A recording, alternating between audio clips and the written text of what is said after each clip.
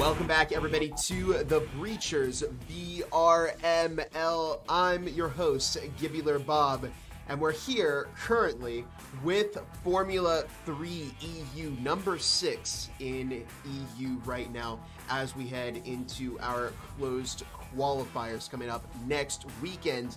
We've got Joshi and Capse here. So why don't you two introduce yourselves and your roles on the team? All right, so I'll go first. So I'm Joshi, and currently I am the captain of Formula 3 EU, and I'm in charge of organising all our games, making sure that we have the right amount of players, making sure we're all playing the same time, choosing sub, main roster, etc. That's my role on the team. I'm Capse. I'm the co-captain of F3EU. I just mainly help the co-cap with the captain with scheduling or making sure everyone's turning up, just organizing stuff and making sure the team's working as it should be. Awesome. So just a couple questions here for you. After 11 weeks of matches, you finally made it to this point. How does it feel to skip the Challenger Cup coming up?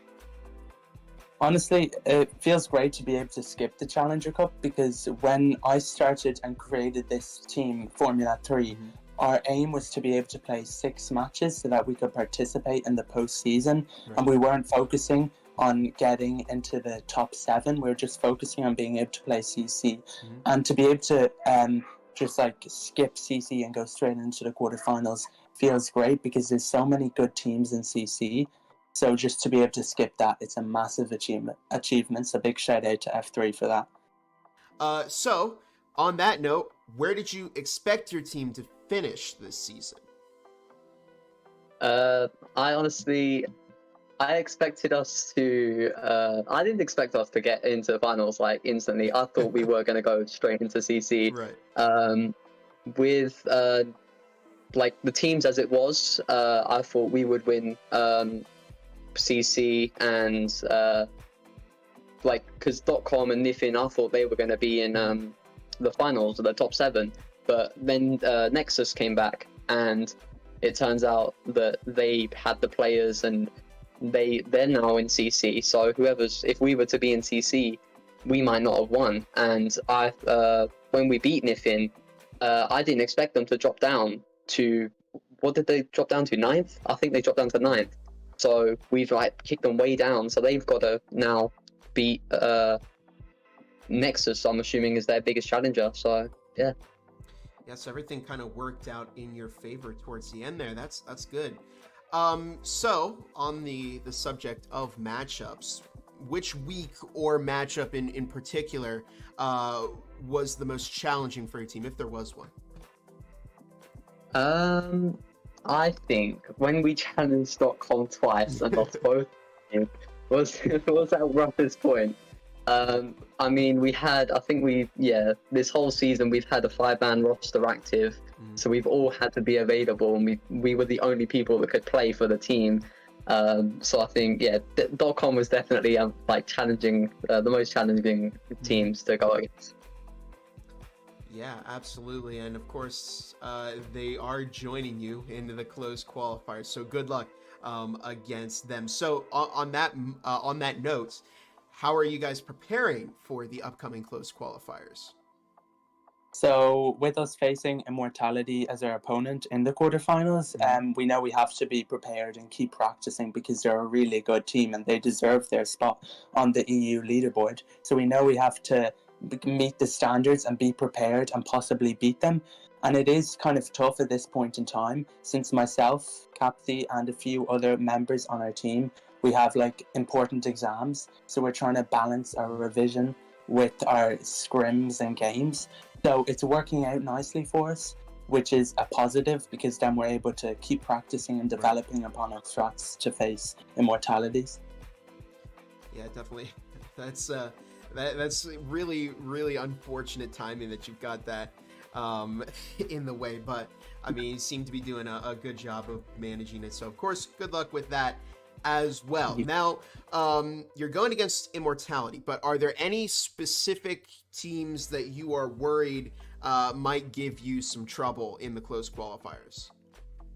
Well, basically, as most of you already know, Acer is the currently only undefeated team currently standing within EU with 7 straight wins. So we're definitely worried about them, but we like to face our threats like game by game. So right now we're solely focusing on beating RVL, and if we do, Immortality, and if we do beat Immortality, then we will focus on our next game and keep progressing. So for now, beating Immortality is our only focus. Yeah, I mean, of course, good luck in the upcoming close qualifiers. And of course, we do thank Formula 3 EU for giving us the opportunity to interview them. And again, one more time, just good luck for you guys as you head into the close qualifiers. But for now, that's going to do it for us over here at the Breachers VRML. I'm Gibular Bob. This has been Joshy and Capstay with Formula 3 EU. We'll catch you all in the next interview. Have a great night, everybody.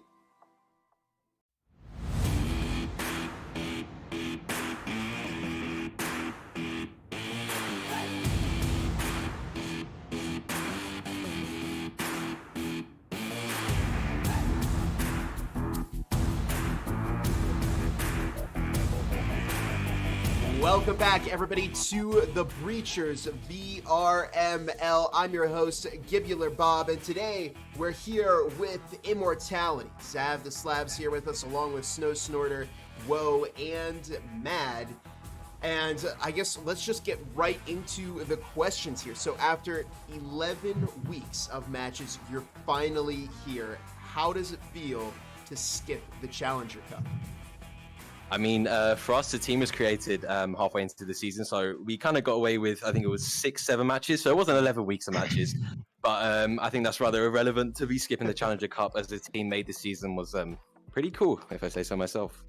For me, it was, I just basically what I've said, that we skipped half the season. But, for me, last season, I didn't get out of quarters, same with Mad. So it feels good to skip Challenger Cup this time around and not have to go through that whole process again. I mean, for me, same place, same story. Zav and I together, the duo, back in. Oh yeah. And second time, what's it called? Playoffs, whatever you call it. Just same place. Yeah, finals. Nothing different compared to last time. Just trying to win. I find it great to get skip CC last week, because last time you got put straight against number 1 team, which is actually that's not fun. these ones, which we lost to and got knocked out by. So it feels good. Yeah, special information, these two are ops. Yeah, we hate Ran and Zav. They're ops, they're ops to me and Mad. Okay, so next question here. Where did you expect your team to finish this season? Was there a set goal in mind, or were you just kind of winging it when you went in? It's a funny story. So after our old team, Velocity disbanded, I was kind of bored of the lack of comp because, scrims, games, all that. It's just a fun, like, Breaches without comp is rather boring. So anyway, I'm just talking to a few people from Velocity, and I'm like, do you know what? Why don't we just make a team? Just make it casual, just like, just so we can play scrims every now and then, so we don't get bored, etc., etc., etc. And then even Ran was like, okay, I'll join, but only if it's casual. Like, I was like, yeah, that's fine. I'm not expecting to win or anything. So we actually came into the season just expecting to just get a few games in, get a few scrims in, no pressure on anything. And well, we ended up third, which I think it got a few weeks into VRML when we were like, okay, like some of these top teams are actually getting either really close or we're beating them. And we're like, let's step up the challenge, just put a bit more pressure into the games and let's see what we can do. And we came up third. Yeah, that's basically what you said. I think for me it was like more of I wanted to play with these guys again because I got onto Velocity before it disbanded with Zav and Ran, and then it ended up dying. But I think like out of the players we had picked, I expected us to finish high, so I wanted to finish in the top 3 anyway. And then after like the first couple weeks, we was like, oh, we can make it in top 3 if not like higher. So I really expected us to not go anywhere below top 3, to be honest, and I'm happy with where we finished. In any placement that wouldn't have us like face Ace or E's in quarterfinals or semifinals rather than the finals. Just so true. Any like spot where we're on the opposite bracket, I could not care less. And then Mad? Well, Ivy joined VRML again after pre-season, quite early on in the season. So I think at the start we were expecting second, but an Ivy came in and kind of disrupted that. So yeah, but we were definitely expecting third or around that, and we achieved it. So yeah, well, to be fair, Mad, you joined at the point where we were kind of getting into it, locking down more. So Mad didn't experience the first few steps of when we were just casual. So he came into the right, let's be the top of you. So on that note, in terms of the matchups that you had during the season, was there a particular week or a particular match that was especially challenging for your team to overcome? We can flip it around. Matt, do you want to start instead of me saying everything straight away? Go on. Okay. Well, earlier on into the season, not super early, but against the Ragnarok, we tied and we got 7-1 on shit. 7-0. Yeah, that was horrible. My bad. Oh god, we got 7-0. So No, it was 7-1. It was 7-1. yeah, then we had our match against Acer and Ivy, and we kind of threw, losing, not even getting above 6 rounds. So, but we're bouncing back. We're screaming and all that. Well, how about you? Any weeks or matchups? Nah, I have full faith and confidence in this team that no matter who we're against, except for No. Previous previous weeks we've had. That was a bit iffy. Yeah. Previous weeks. Oh, Oh, okay. you just don't think anything was challenging for us? Yeah. Okay. Okay. We're just better, you know.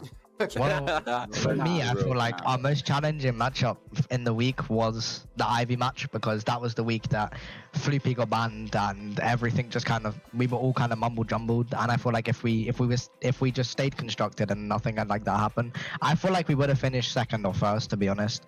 But it happens, setbacks happen. But I feel like in finals we're definitely going to bounce back from that and be a better team. Sure, yeah. And Zaf, how about you? Yeah, I mean, there's been quite a few matches. I have a feeling the two matches that we expected to be tough were tough. Obviously, Ace and IV, which is first and second place, which makes sense. It was tougher. Ragnarok, we definitely went in there a bit too confident. That probably showed. Just it's that mentality that I sort of try and get out of. That overconfidence, it leads, overswinging, losing rounds, getting mad. Especially the worst part is the mental after thinking it's going to be an easy win. I think, but one of the toughest matches. Oh my god, I forgot their name now. This is so bad. What's the Spanish team? Oh, War Dogs. War Dogs. That's it. Okay, no, I'm so sorry. That was crazy. So there's like a kind of stereotype in EU that any team that does not have UK players on, they're absolutely amazing at Sky for whatever reason. That's true. That's The French true. teams, the Spanish teams, bro, we go in there, we're like, okay, they're 15th VRML, gonna be a 2-mapper. Yeah, we get 7-0'd by fucking Sky. We were like, oh my god, what is going on? Yeah, we had to clutch back on that. That was probably the week that I was like, oh my god, there's no way with this close to finals that we're losing. Play space as well. The War Dogs match was just great, but it went from a 7-0 to 7-5, and then we 7-1 them. So like we did really well on the comeback. So you did manage to turn it around in the end, yeah. Oh yeah. We still won the match. It was just a lot tougher than expected. Absolutely. And on that note, are there any teams that you're worried about going into the close qualifiers coming up next week? I know Woe isn't worried about anybody. Yeah, I mean, Raz made it quite open what team we're worried about, and to be fair, the whole season was yes, Azir, here's your ego. So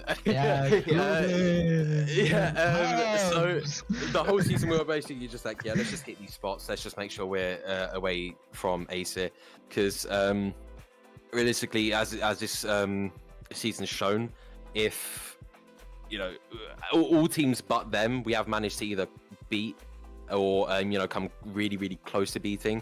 So we're not worried about any other teams really. But yeah, Ivy and Acer are the big ones. But Acer especially a lot more than Ivy is. We've been working our tricks on some of them teams just mentioned. So Sure, yeah.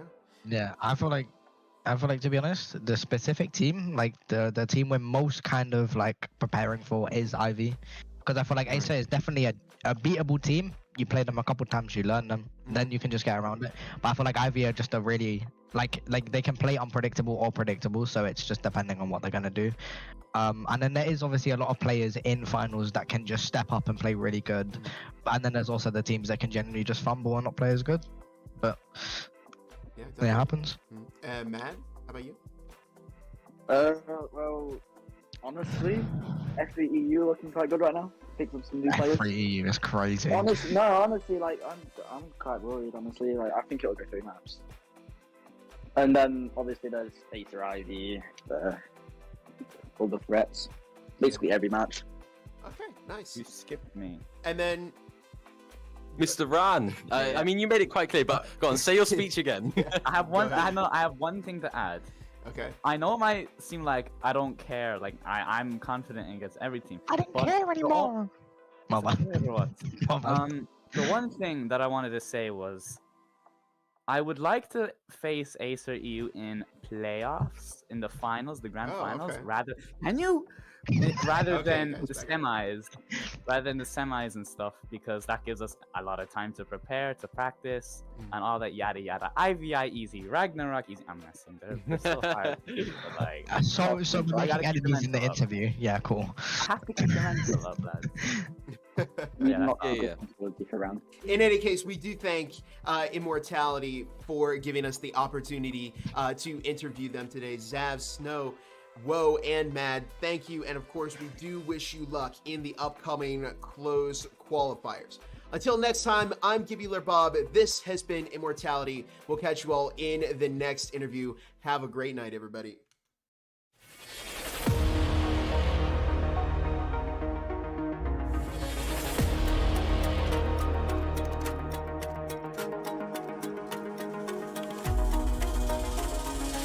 There's Taquito again, flying out, rifle in hand, catches 1, 2, 3. Oh no! Mitchell is right on top, listen. And there's a double kill that comes in from Cozy can hit to the EMP inside. He's fired. Oh my god! No! It's a fast 5, 4, 3.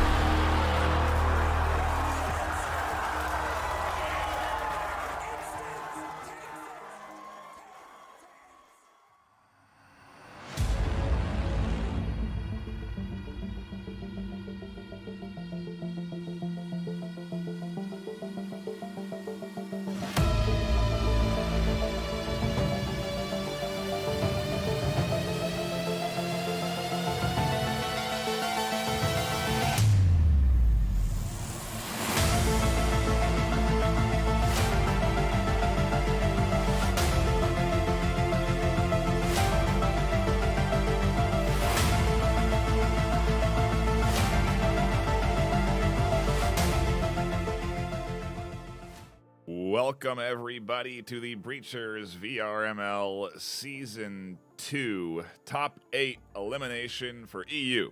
My name is Nightfire with 2 E's. I'm your sole conductor in today's journey, and I am briefly stopping in with you today to chat about the upcoming matches that we have in front of us this afternoon. Some big games to be played out as we dive into watching the best of the best in the EU region face up against each other. For those that are tuning in and don't know how we got here, the format is as follows. 11 weeks of regular season gameplay, where 7 teams at the end of those 11 weeks qualified in as our top 7 teams in the regular season ladder. They are all playing this weekend. Last weekend, we had a top 8 qualifier where we had every team that was ranked 8th and below battle out against each other for a chance to be that 8th place team and advance on to play this weekend. We had them play yesterday against Acer EU, and they unfortunately lost, but we're now here into day 2 of this top 8 elimination, where we are going to dive into some of the best teams in the EU region. IVIEU.com,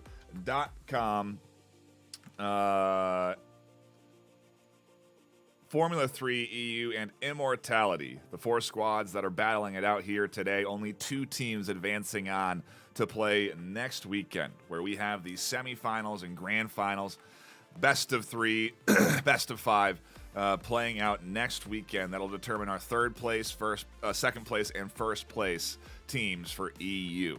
It's an incredibly action-packed, exciting couple of weekends that we've been able to tune into here. And, you know, day 1 of the EU top 8 was fast, to say the least. We had 2 quick 2-0 series.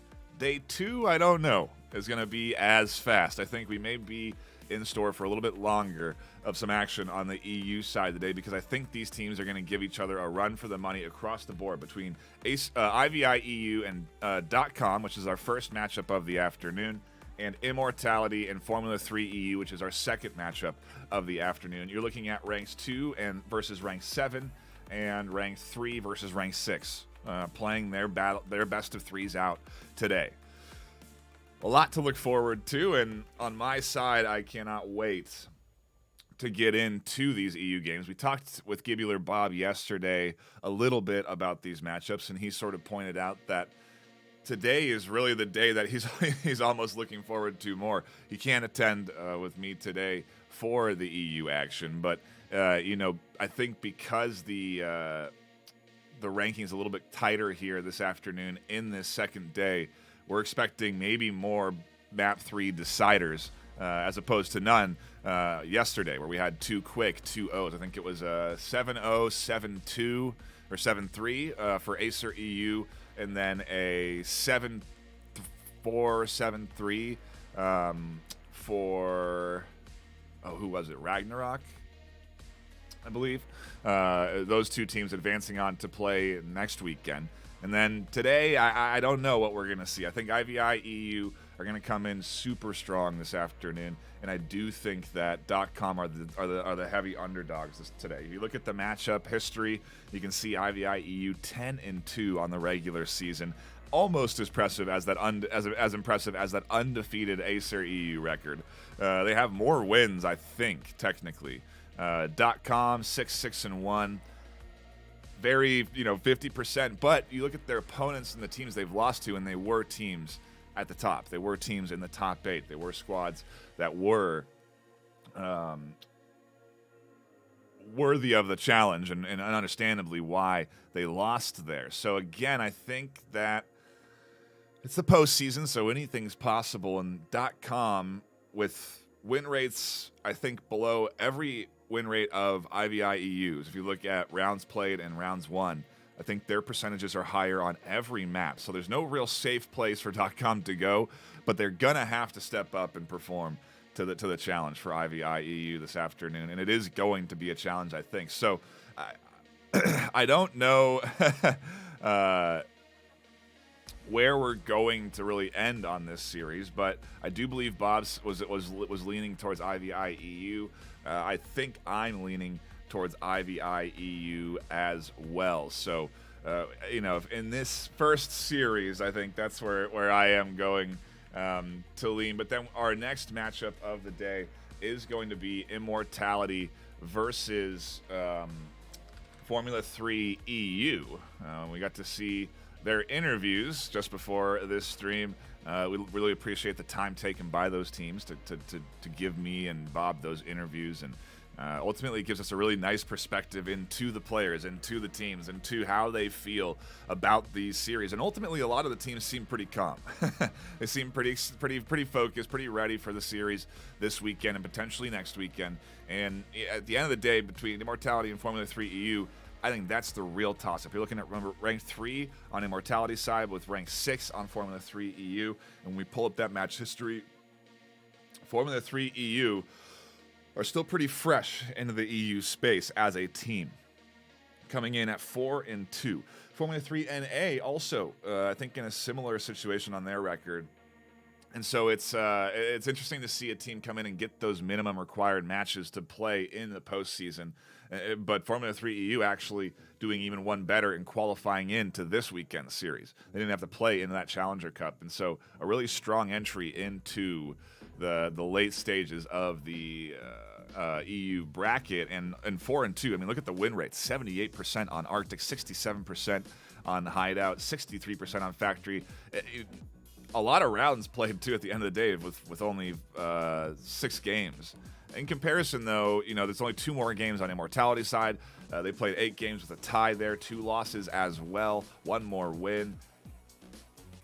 I think this series is really 2 evenly matched teams for our second matchup of the afternoon. So again, IVI EU and .com will be the first game of the day. We'll be jumping into that matchup in about 14 minutes. Immortality and F3 EU will be the second matchup of the day, and we'll be jumping into that matchup immediately after IVI EU and .com finish. So it's a hearty day of Breachers EU action. We could have 6 maps in front of us if these two teams battle it out close enough.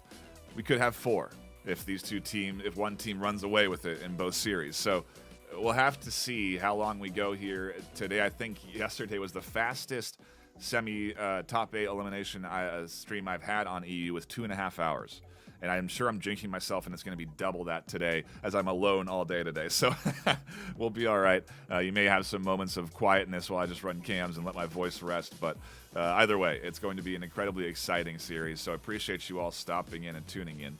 Immortality F3, where do I lie? I'm not quite sure, to be quite honest with you. I want to kind of lean F3 if we're going to throw haymakers or throw Hail Marys. I think Immortality is maybe a bit of a safer bet if you're going by record, just because they've had 2 more games under their belt, but that doesn't mean everything. You know, at the end of the day, the win rates are higher on Formula 3, and if I'm going off of that, I went with IVI EU last time, so I'll go for Formula 3 EU on the second series of the day in terms of who I think is going to come out on top. And that is going to be it for me on the pre-show. I know there's not a whole lot. I wish I could do more, but again, I'm all alone today, so I have a long day ahead of me of casting 2 best of 3s, and I want to make sure that the voice is well rested. We also have 2 great interviews that are coming up here between IVI EU and but with IVI EU and with .com. So do stick around, catch those, and when we come back, when those are finished, we'll be diving right in to map number 1 between IVI EU and .com. Do not go anywhere. More Breachers EU top 8 single elimination action in just a few moments.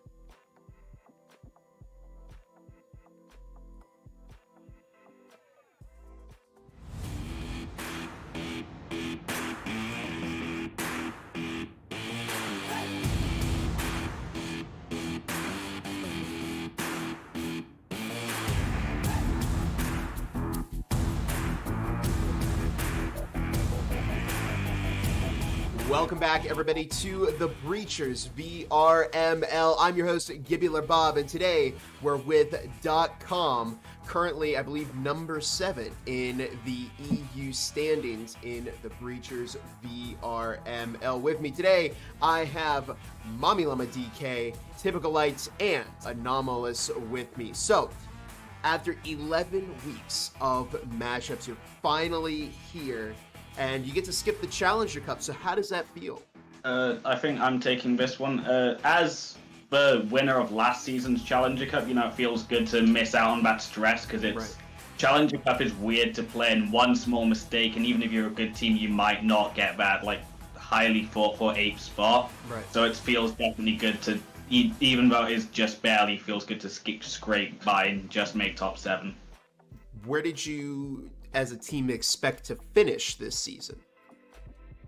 I hope for the team to at least finish top 5, but it ended up being close where we had to rely on someone else for us to even be in top 7. Right. Yeah. Was there a particular week or matchup that was extra challenging for your team, or? I would say the first few weeks where we were focusing on tryouts at the same time as we were playing matches. We didn't really have the good team dynamic at the time because of those tryouts.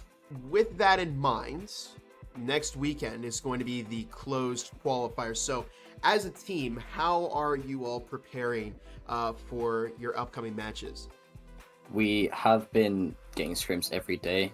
We've been working on team comms and just honestly working on specific things that specific team members may need to do. Sure. Yeah. And focusing on those little things we need to iron out before the finals and before those tournaments. But I know personally I've been taking a bit of a break from breaches, because as well as not playing enough, playing too much can also impact how you play. Sure. Yeah. And I personally have taken care of that. I know some of us have exams coming up, so it's a bit more difficult, but we have been powering through that, however. Now, in terms of the close qualifiers, are there any specific teams that you're worried about? Yeah, there's teams that we aren't really looking forward to facing. Our first game is against IVI, which I think we're currently 0-3 against. We've had close games all times. We definitely think we have what it takes to beat them, but track record not on our side for this one. But I mean, all teams that have made close qualifiers so far, they've all done really well this season. I have all the utmost respect for all the teams, so we're hoping we're going to beat all of them, but we'll see how it goes.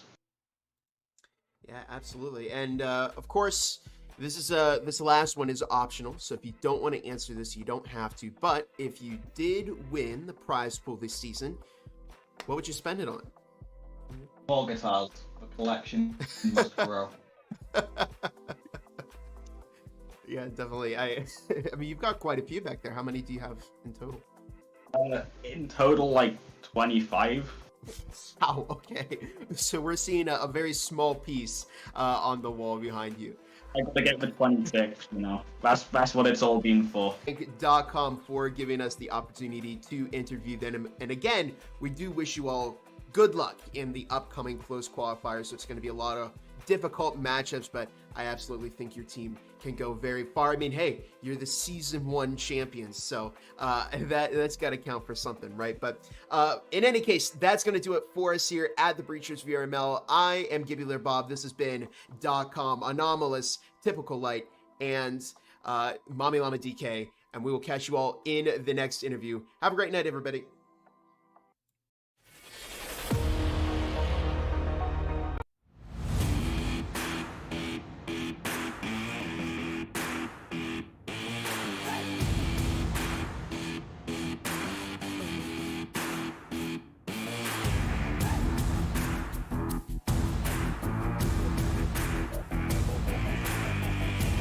Welcome back, everybody, to the Breachers VRML. I'm your host, Gibular Bob, and we're here currently with Formula 3 EU number 6 in EU right now as we head into our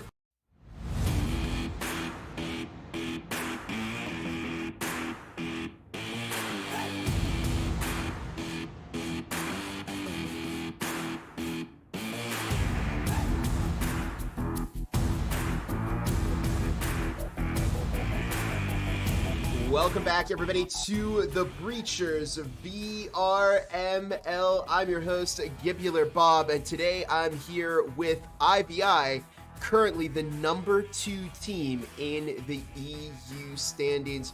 With me today here, I do have Beaver, Karamu, Itriz, Ampa, UK, Wee Laddie, and Fuse. And let's get right into the questions here. So, starting off, you didn't have to go through the Challenger Cup this past weekend, so how did that feel? So, yeah, I mean, it's nice not having to go through the Challenger Cup, although I do think if we were there, it would have been quite easy. I don't think the teams put up much of a fight. Although, you know, it's nice. It is nice not to be a part of it. Yeah, absolutely. And did you expect your team to finish where you did this season? Because you were quite a big name in EU Breachers, and then you kind of had that short little hiatus, and now you're back. You know, I mean, mid-season we had a couple hiccups, but it happens. I think, well, we all expected to. I mean, we managed to win the pre-season not long ago, didn't we? Before exactly, of course. went for VRML is our league after all, you know. I think. Yes, sir. At the end of the day, yeah, all that matters is finals. I think that represents who the best players are, who the best team is. We're extremely confident going into it. I think there's no doubt we know we're going to win. We're playing against children, to be honest, so it should be quite easy. Okay. So yeah. So on that note, was there a particular week or a matchup that was especially difficult for your team? I know you mentioned you had a couple of hiccups mid-season. You want to talk about that? Yeah, so I think the cheeky breachy one. Obviously, they completely outclassed us 7-0, 7-0. Very deserved win from them, but we're not going to complain. Yeah, it was tough getting yeah, there's clearly nothing we could do about that. All right, awesome. So now that the closed qualifiers are coming up, how have you been preparing for those this weekend? Laddie? There's been a lot of scrimming, a lot of Golf Plus, a lot of Vegas Infinite, some gambling. You know, gotta have a little bit of downtime here and there. Virtual gambling. Practicing with those high stakes, gambling. you know, that Yeah, intense pressing pressure. those high stakes. Yeah. Really Oh, been like Building the nerves. we I mean, pretty much just a lot of VOD reviewing. I think I think we're confident to go through quarterfinals and semi-finals without showing strats. Right. I don't think it'll be, I think .com are like, all respect, I think they're an incredible team, but I think we should be fine without showing our final strats. I think Asia are in a very, well, I point out Asia because I think they will probably be in the finals, but I think they will probably be our opposition, we'll say. So I think, they've got a bigger hill to climb compared to us, because I think we're going to be able to hide some stuff, but that's just Few tricks up the sleeve. Yeah, definitely. I guess that kind of answers the question that was bringing up next. Are there any specific teams you think might give you a bit of trouble? Are you going with Ace or EU on that one, or are you just not worried? No team will give us trouble. I just think we're just kind of judging who we will be playing. Oh, okay, I don't cool. think it will. Yeah, I don't think any teams will give us trouble. I think that's a silly question. But no, we'll see. We'll see. All right, and then just one more here, and of course this is optional and it's open to everybody here. If you do win a prize this season, what would you do with it? Go on, let's start. Yeah, let's start. I mean, so honestly, I'm just. I mean, when we get the money, I guess I'll just. That's the one question I didn't really have anything prepared for. I think we're just gonna. I'm just gonna just save it, to be honest. That's quite a boring answer, but I think that's what I'm gonna do. Yeah, that's what I'd be doing too. Chris? I need a new Fanatec belt-driven wheel, bro. I'm gonna be honest, man. I'm buying that. Basically, bro, I'm buying a £400 like bundle of just a wheel, pedals, and a 5 Newton meter like belt driven. That'll be good. Yeah, for breaches, bro. I'll be like, no, like F1 and like Richard Burns rally, bro. Come on, what about you? I'll probably save it, to be honest. I don't really have much to spend on at the moment. But, I might go towards like a car or something in the future, so that'll be nice. Oh, yeah, definitely. Some petrol money is petrol. Probably save most and then buy a nice bottle of whiskey with the rest. Nice, nice. Karen, best for last. So, I've got my my driving test in 2 months, so I'll probably put it with my savings for a car. Hopefully I pass that. Oh, yeah. Awesome, yeah, good luck. And of course, we do wish IVI good luck for the upcoming close qualifiers and potentially the EU finals. Big thank you to Beaver, Itriz, Ampa, Weeladdie, Fuse, and Karamu for all giving me the opportunity to interview them today. But that is going to do it for us here in this IVI interview. Again, thank you for watching, and we will catch you all in the next interview. Have a fantastic rest of your night, everybody.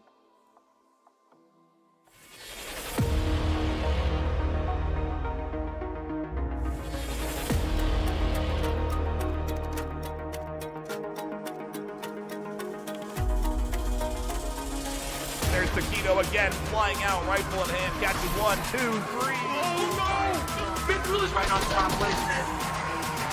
and there's a double kill that comes in from Cozy from hitting the EMP inside. Oh my god! No! That's 5, 4, 3.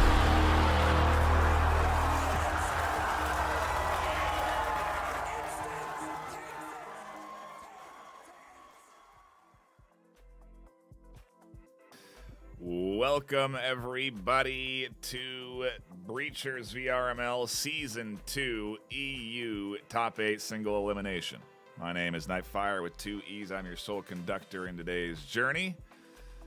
And it's between the top squads in the EU region. IVI EU battling it out against .com this afternoon for a chance at first place prize pool of $1,900 in cash.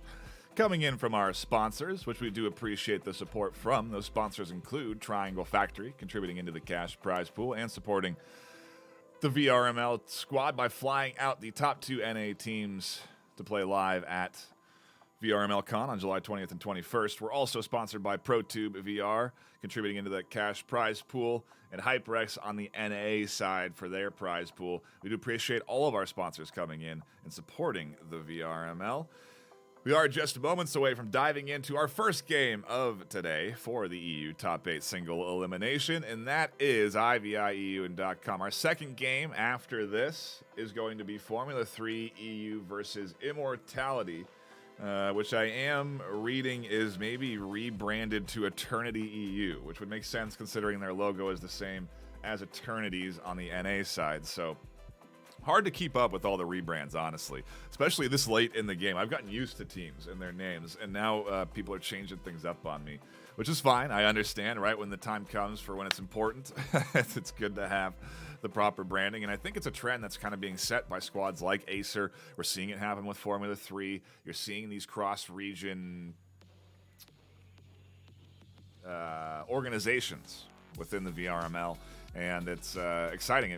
You really do. It does end up kind of improving, I think, the entirety of the top of both NA and EU, because these teams end up working together. I think if you listen to the Acer interview, Acer EU shares information, they share strategies, they go up against each other in scrims against Acer NA. And so, you know, you have that ability to sort of tap into a very different style of play style sometimes, because you develop in your own regions certain styles of strategy, and if you can spring a new one a new style of strategy on your team, on your opponent, because you've been practicing something from a different region, then that's a distinct advantage. And I think some teams are maybe recognizing that now, and it's very interesting that it's a trend that's really starting to kind of snowball at the top, at least. And it does look like we have 5 from .com. I was worried for a moment there that we were going to have a similar issue to yesterday, where we actually had a forfeit from Nexus on map 1 because they couldn't get their roster in time. But I don't think that's going to be the case this afternoon. And I see IVI doing a bit of warm-up stretching as a team.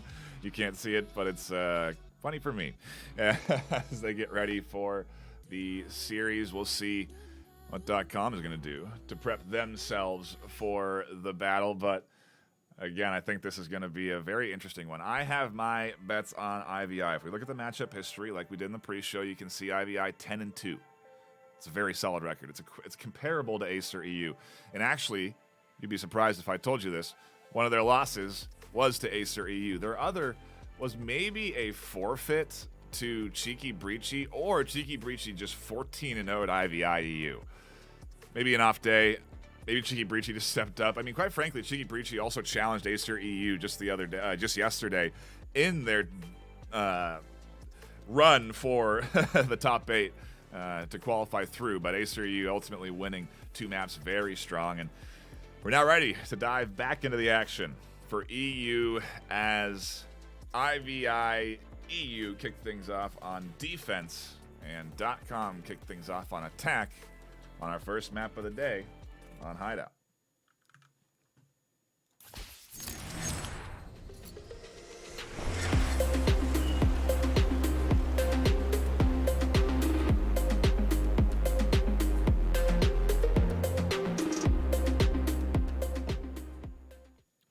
Shout out to everyone tuning in, hanging out, and enjoying the action with me this afternoon. I do appreciate you stopping by and tuning in.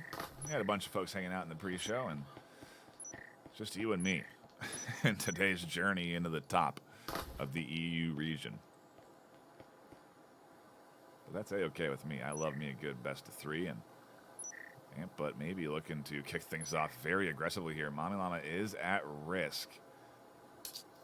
Positioned here on the outside,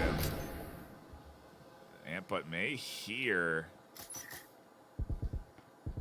that foam go down. And interestingly enough, the reason Mami Llama was on that rappel was to avoid getting full kill by the nade. When they went down to plant the foam, a nade came barreling out through that door. And they nearly got killed, but they didn't. And that's worth pointing out. The little things end up mattering. It is a health advantage, though, at the end of the day, to IVI, and they're playing a very tight defense around site.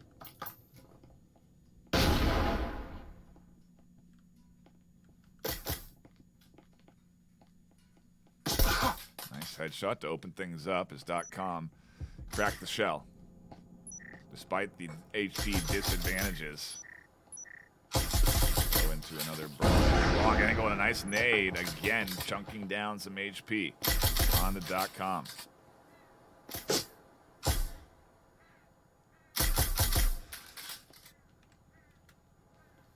And as .com pushes in, two get scooped up. Karuma and Itriz finding their shots nicely. Karuma there fending off the .com push from the long hallway.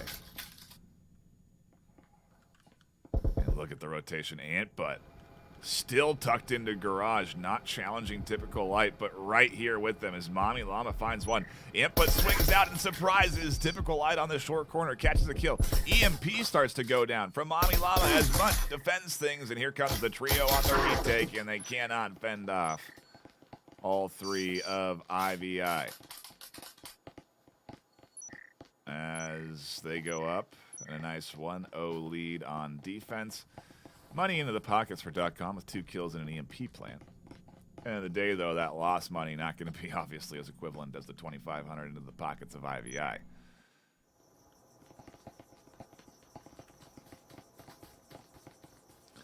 See in chat, we want Gibular Bob. Me too. I would love some support for a long day of high-intensity Breachers action, but not everyone's available all the time. And if you're not aware, VRML operates on a volunteer sort of basis. It's how we're able to run as effectively as we do run. I think we have, last I checked, over 50 volunteers that volunteer for the VRML as an organization across all of our leagues. Whether you're a mod, caster, it's all volunteer based. And so Bob, I think, has some other duties to attend to today, and they may be jumping in later if we do have a long stream. They may join me for a Formula 3 EU series there, but I think I'm good enough.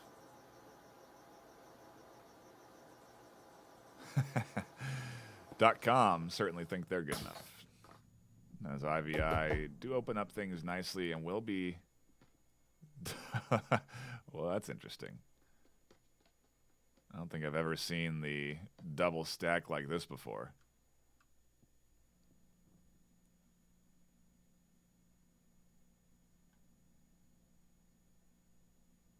I mean, I guess maybe the idea being that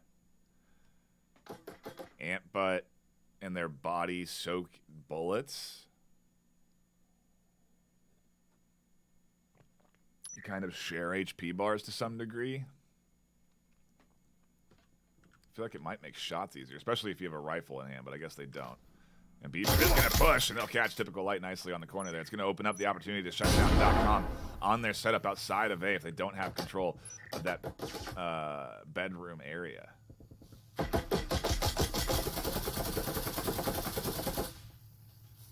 a pretty nasty static emitter there is going to stall any aggressive advancement for an EMP plant, or a sneaky one.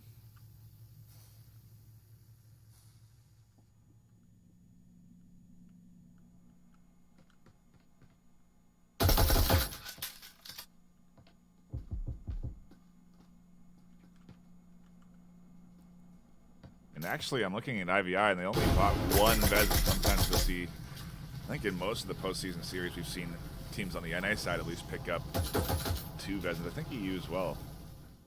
Not as heavy as a commitment, though, to the point from IVI. They're playing it a little bit more conservative. They don't want to over-invest and take any extreme risk, but they do have the rifle on hand. Double push, smoked, goes down. Wee Laddie picks up one. Anomalous tries to peek out, but on the short corner pops the corner there and finds the kill. And it's up to Mommy Llama and Munt alone to push forward here and rid out this defense. And a good nade toss there. Oh, just catches a bit of an off bounce.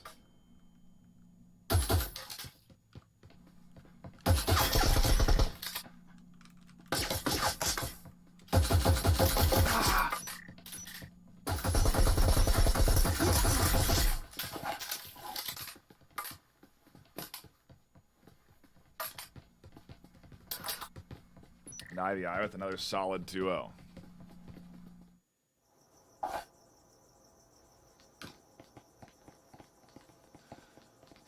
Solid opener there, 5-3.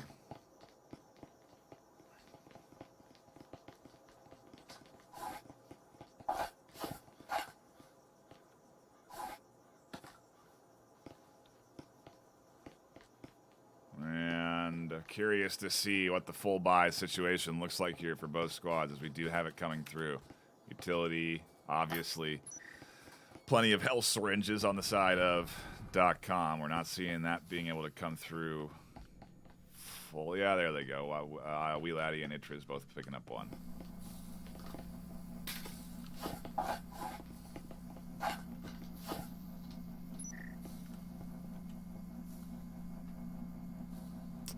And I do think... Sorry, just doing it. I'm managing a lot here, so there are some brief moments where I have to take a pause. Normally that would be where Bob would come in or my co-caster, but anyway. Into the series we go. Round 3 kicking off.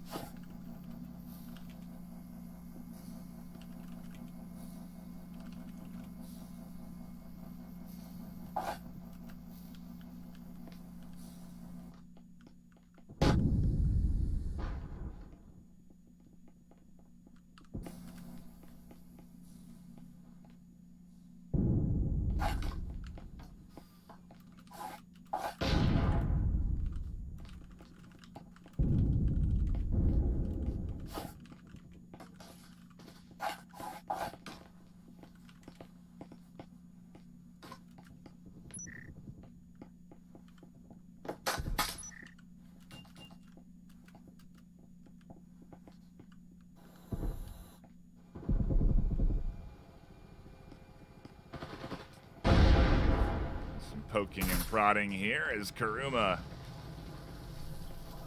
catches one with a nice nade, an immolation to stall out Anomalous and Mami Llama.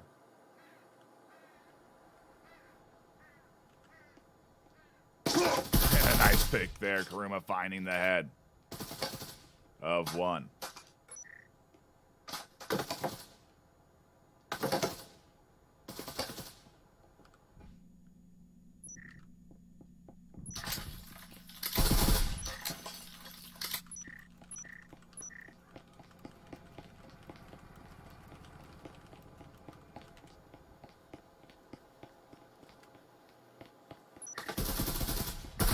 Mami Llama rotating around, finds one onto Beaver.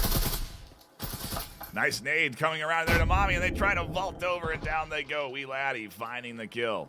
Leaves only one left on .com in a 1v2.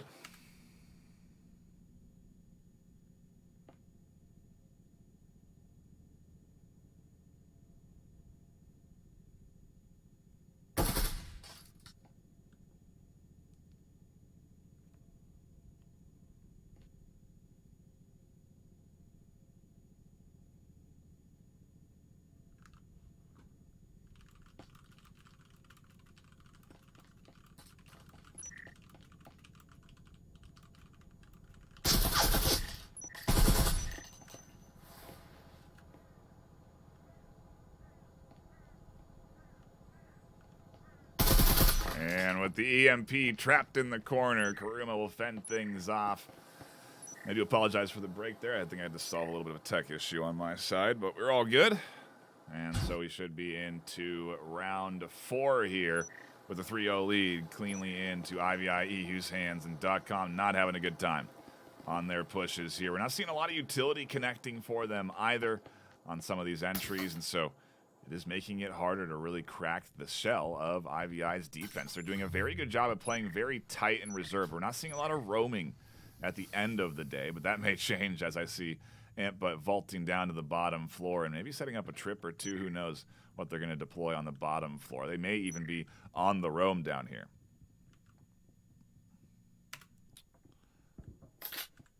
Take a look at the KDs. Rid of my sweet mug. You can see Karuma there leading 5-0. Very solid performance in those last few rounds.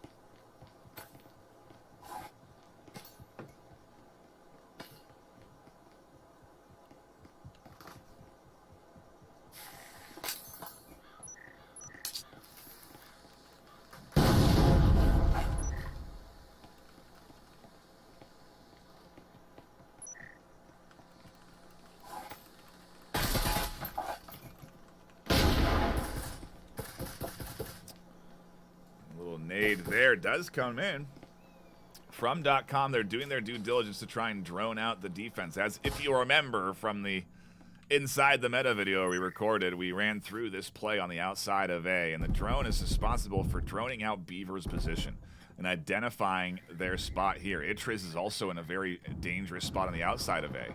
But maybe it's because A side isn't necessarily the play, as B is being applied a heavy amount of pressure, and a nice door blocker there that springs up and fends off the nade, saving Karuma for a little bit longer. His typical light does extend forward. Another eco round for .com coming off of a rough loss last round. And but will pop up in the stairs, find one. A refrag from Anomalous on the Taurus kill, but Karuma picks up another, keeping things in a positive advantage for IVI. 4v2, but I think, yeah, Rifle got picked up there by Anomalous, and there's one more down for another one of .com's players to scoop up, and we'll see them pushing in here.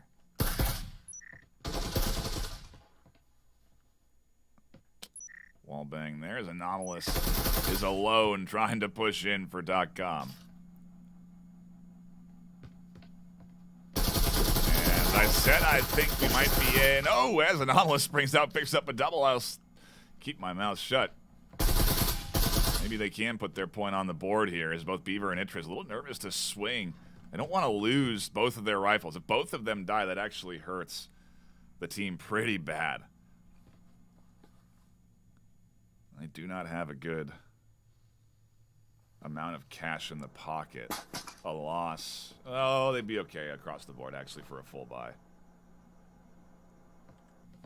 But it's up to .com to plant and be the one that applies the pressure. And with EMP down, Itriz and Beaver, all they have to do is defend. Just be patient. They don't need to extend out here for the kills, which they are doing, and Itriz will find the final kill they need to push IVI up 4-0 on map 1. And yeah, I said that I think we were headed for, you know, a good back and forth this afternoon between these squads. I felt IVI probably had the advantage if you looked at overall record, but map 3 was very much in my mind on our first series of the afternoon. At this point, though, with how IVI are playing on this defensive set on Hideout, they're looking very good. It's coming close. If you look at the KDs again, they are finding kills on .com's side, but not a lot. I mean, comparably, 7 on Karuma, 4 for Itriz. They've got 3 and 3 for Mommy Llama DK and Anomalous. But otherwise, a bit of a tough opener for .com.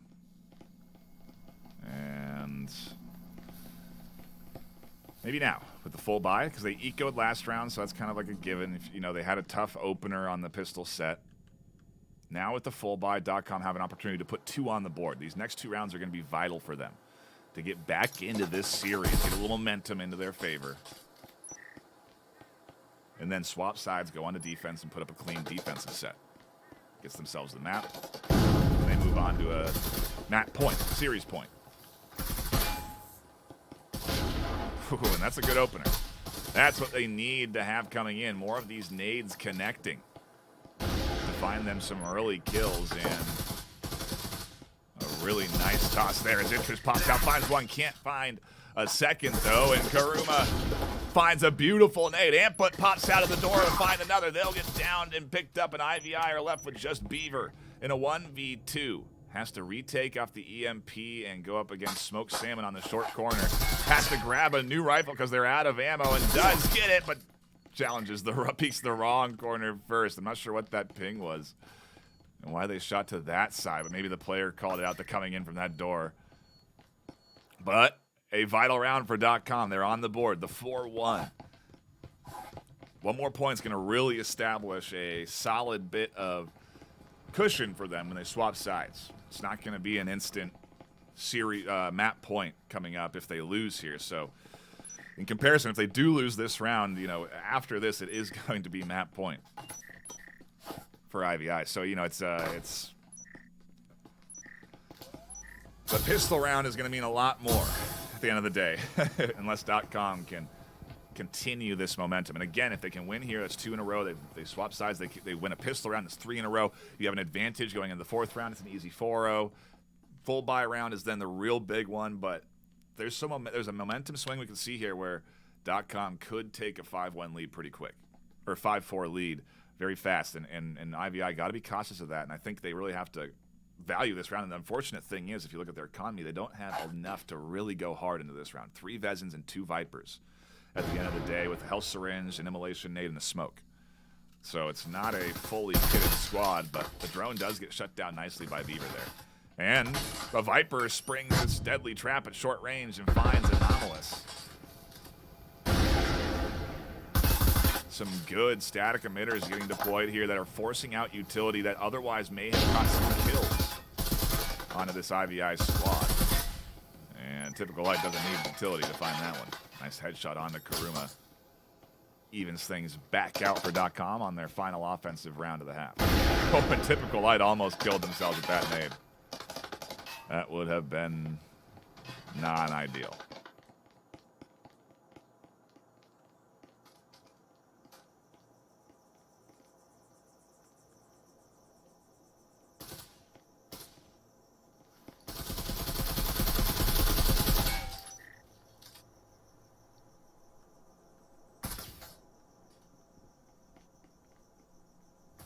Looks like A site could be the rotation here. They have EMP in control with Mommy Llama, who is foaming a wall. Smoke Salmon's going to cover the garage retake. And no one's really on A site. Should be an indicator that that A site push is coming, as the duo is stacked up and getting very little pressure outside of Typical Light and Smoked. And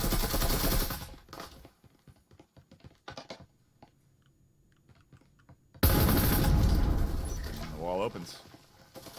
Laddie here on the short corner. Everyone on IVI, almost everyone on IVI with rifles, still have Ampa with the Viper, so they should be technically leading the charge here as EMP does go down. I think they're going to let it get stuck, and now it's the retake as Mommy Llama springs out. Finds one off of the EMP plant. That rotation from Ampa should have just been a moment sooner when they were going for that EMP plant. And a nice door blocker here, going to slow down .com from collapsing onto the back of Itris. Only for a short amount of time. Beaver is going to swing. They'll go down. That's going to be bad news for the rest of this defense. And there's the 2 points for .com on the board, clean and quick. And like I said, that might be enough.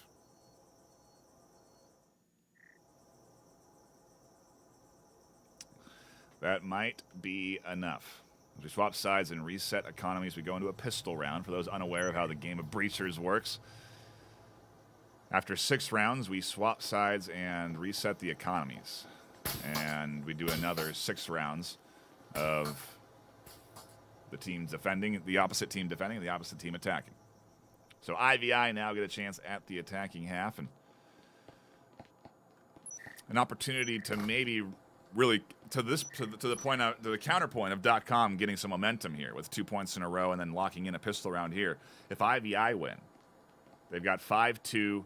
They only need 2 more to go on their offensive half, and they have the opportunity of setting the pace because they have that double rifle advantage if they do want to buy heavily in to that second round after winning the pistol round. So the pistol round here will do a lot for them at the end of the day, obviously, as it does when we do swap sides for the most part, but it could really shut down this, what is some momentum gaining here for this squad. And a nice peek out from Itris will catch Anomalous down early, puts IVI into an early 5-4 advantage. And now they have options if they want to swing B, if they want to swing A. They know wherever they go, they'll have a little bit of a player advantage.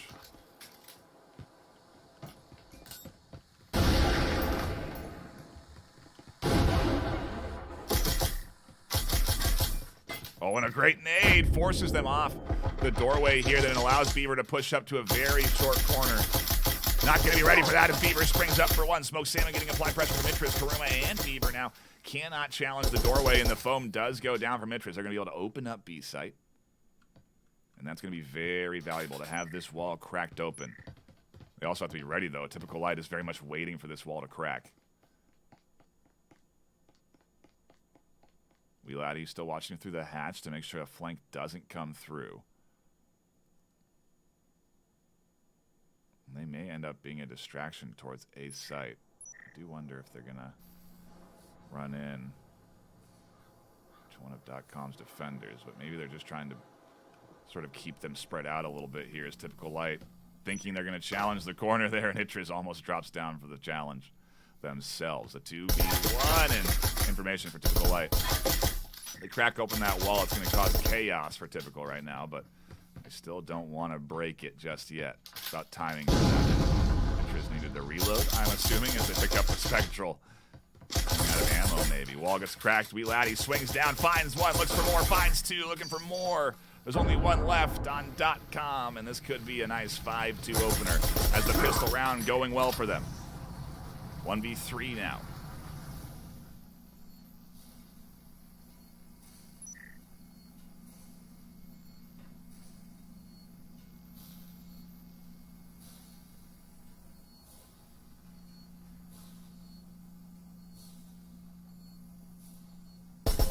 And they'll catch the knee of Beaver, but that's about it. As Beaver pops out, there's 3 left alive, and IVI take a commanding pistol round. And like I said, now that IVI locked in this pistol round, we're going to see a double rifle buy, actually a triple rifle buy. IVI, oh yeah, no. They're just figuring out who's going to get the rifles. So a double, is it 3? Yeah, wow.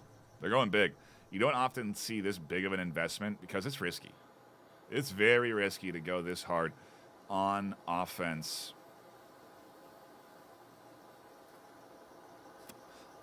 Gosh, I wonder if it's worth the risk, to be honest, because you don't need... You really can swing things pretty heavily with something like this. You really can. It's a big risk. At the same time, you got 3 rifles to none on .coms. When a round that could push you 6-2 for the map. So I understand going for it as well. It's the risk reward. There's a big reward at the end of the day if you win this. In that, you're pushing it to map point. And a lot of pressure goes on to .com's shoulders then.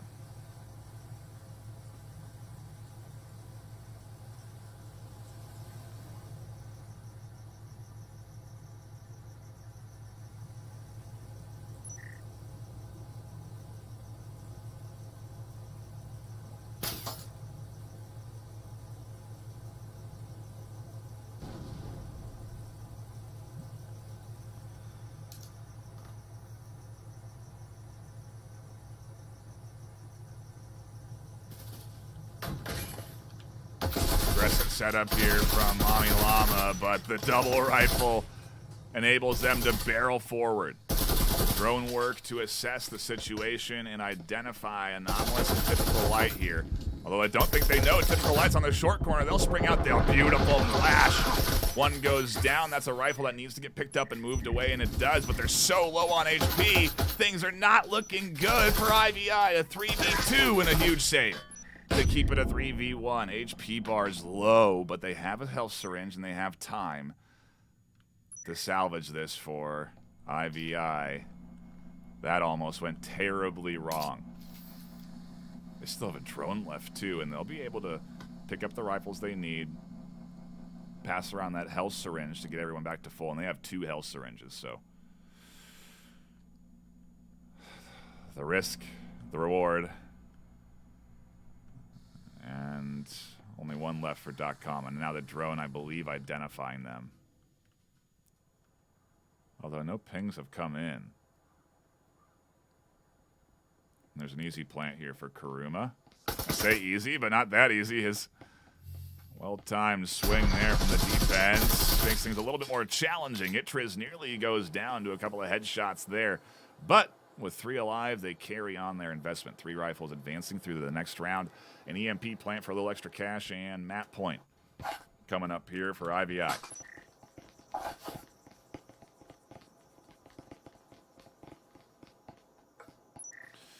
Again, a shout out to everyone tuning in and hanging out, enjoying the action here today. I do appreciate you all stopping by. Please do subscribe if you haven't already. We're close to hitting 2,000 subscribers. I'd love to hit that 2K mark at the end of Season 2. I think that'd be a really nice milestone to touch. And I think we'll do it, quite frankly. We've got a lot of really good breachers coming up. Not even just this weekend and next weekend, but you consider the content that we'll be pushing up during the downtime leading into July, leading into VRMLCon, and then obviously VRMLCon. It's exciting. There's going to be definitely a lot here on the YouTube channel, so please do subscribe if you haven't. Come back for more. Watch some of the videos if you've missed some. We've got some interesting interviews, highlight reels, all sorts of stuff on the YouTube channel here that myself, Bob, and the production team put a lot of time into. And so we'd appreciate it if you do manage to stop by, give a thumbs up, show a like if you do like it, of course.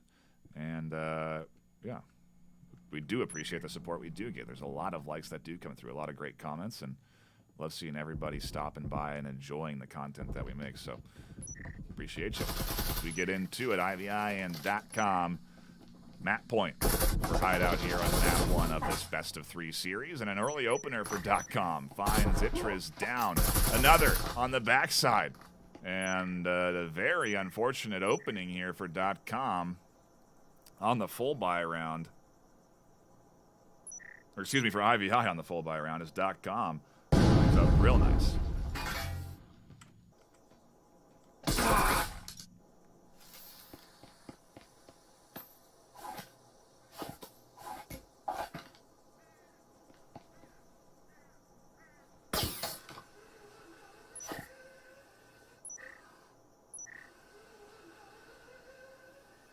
At this point, I wonder if ecoing is a better option, quite frankly.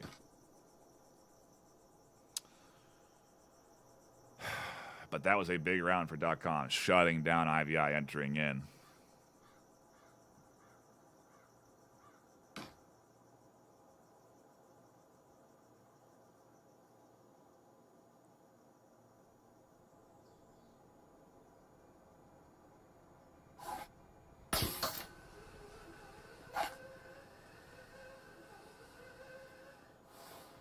Minute 15 for the eco, and so I do think it's coming in. Yeah, I don't think they're going to push.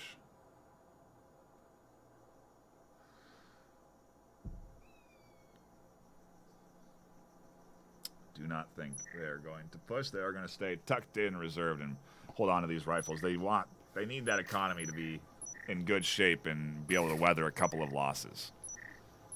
And I don't know. If they don't do that, then yeah, it's a smart choice. See Jonesy jumping in, doing a bit of moderation as is needed. Do not bring unnecessary discussions into this chat. Very easy to understand. Just enjoy the action in front of you, and you'll have a good time. So that's it. Just comment on the game in front of you. Don't be rude in chat, and you won't be banned from chatting. We do appreciate you stopping by, though, and again, hopefully you do enjoy this action, because IVI are doing a great job of starting strong, but .com have been fighting every bit of the way. Look at the scoreboard. You can see kills starting to come through now. 6 and 7 there from Mami Llama, DK, and Typical Light on the KDs there. And so they're starting to come through. And if anything, 3 more rounds, they got the tie. They guarantee 3 maps to be played out today, which, again, is more what I expected.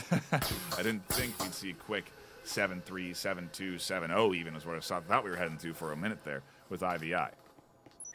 The 4-2 curse, though, is if that's ever a thing, is what IVI are contesting here today. And they've got a little bit of a cushion, but it's not a huge runway. A loss here will hurt IVI substantially on the economy, and I think they'll have to eco going into round 11, which means it will come down to a 6-5 round 12. Or could come down to a 6-5 round 12. We've seen eco rounds go crazy in the postseason, so I'm not going to count anybody out.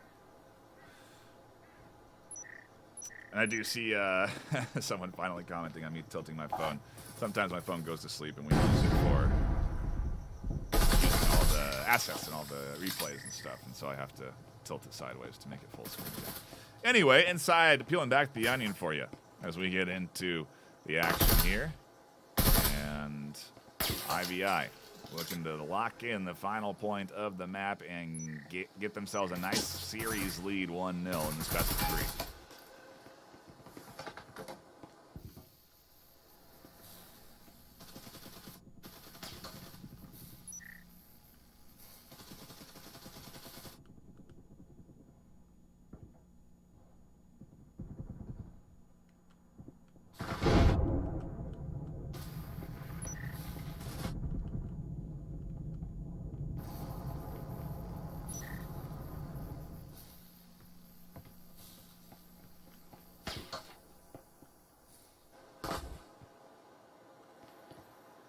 Two minutes on the clock. IVI just now getting into the outside of A.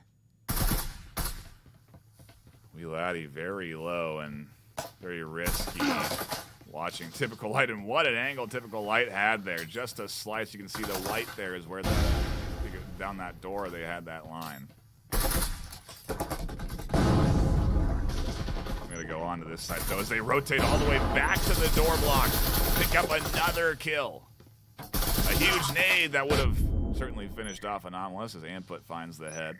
Shot there, and now we go into a 3v4. Karuma thinking about peeking out here, and Smoked Salmon denying that option. Input shutting down Smoked Salmon from getting aggressive, but there's still more here as that nade goes a bit far, and we're into a 2v3. Mami Llama swings wide, catches Input down, and Wheelatty's alone. IVI losing this round, it'll hurt bad on their economy. And like I said, I think it could be coming down to around 12, 6-5 at this pace. Unless Wheelatty can clutch in a 1v3 on the rotation with the door blocker denying them any movement or any real surprise.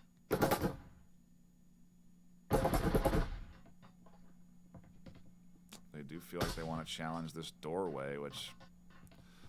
Limited time, 35 seconds left. They're going to have to pick this or rotate. Immolation name comes in and goes a bit too far. Maybe they're not expecting them to be this close. The Typical Light goes down, and oh, they can't transfer from one headshot to the next like they needed to. And .com hang in there on defense. 4-6. We are headed to a 6. I mean, truly, because IVI now.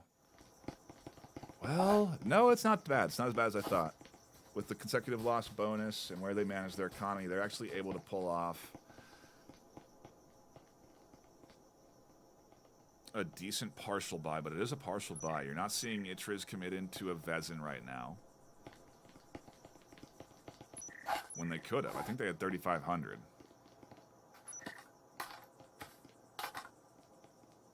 Oh, and there it is. Only 2 Vezins, though, is interesting. I'm not sure what the choice would be there.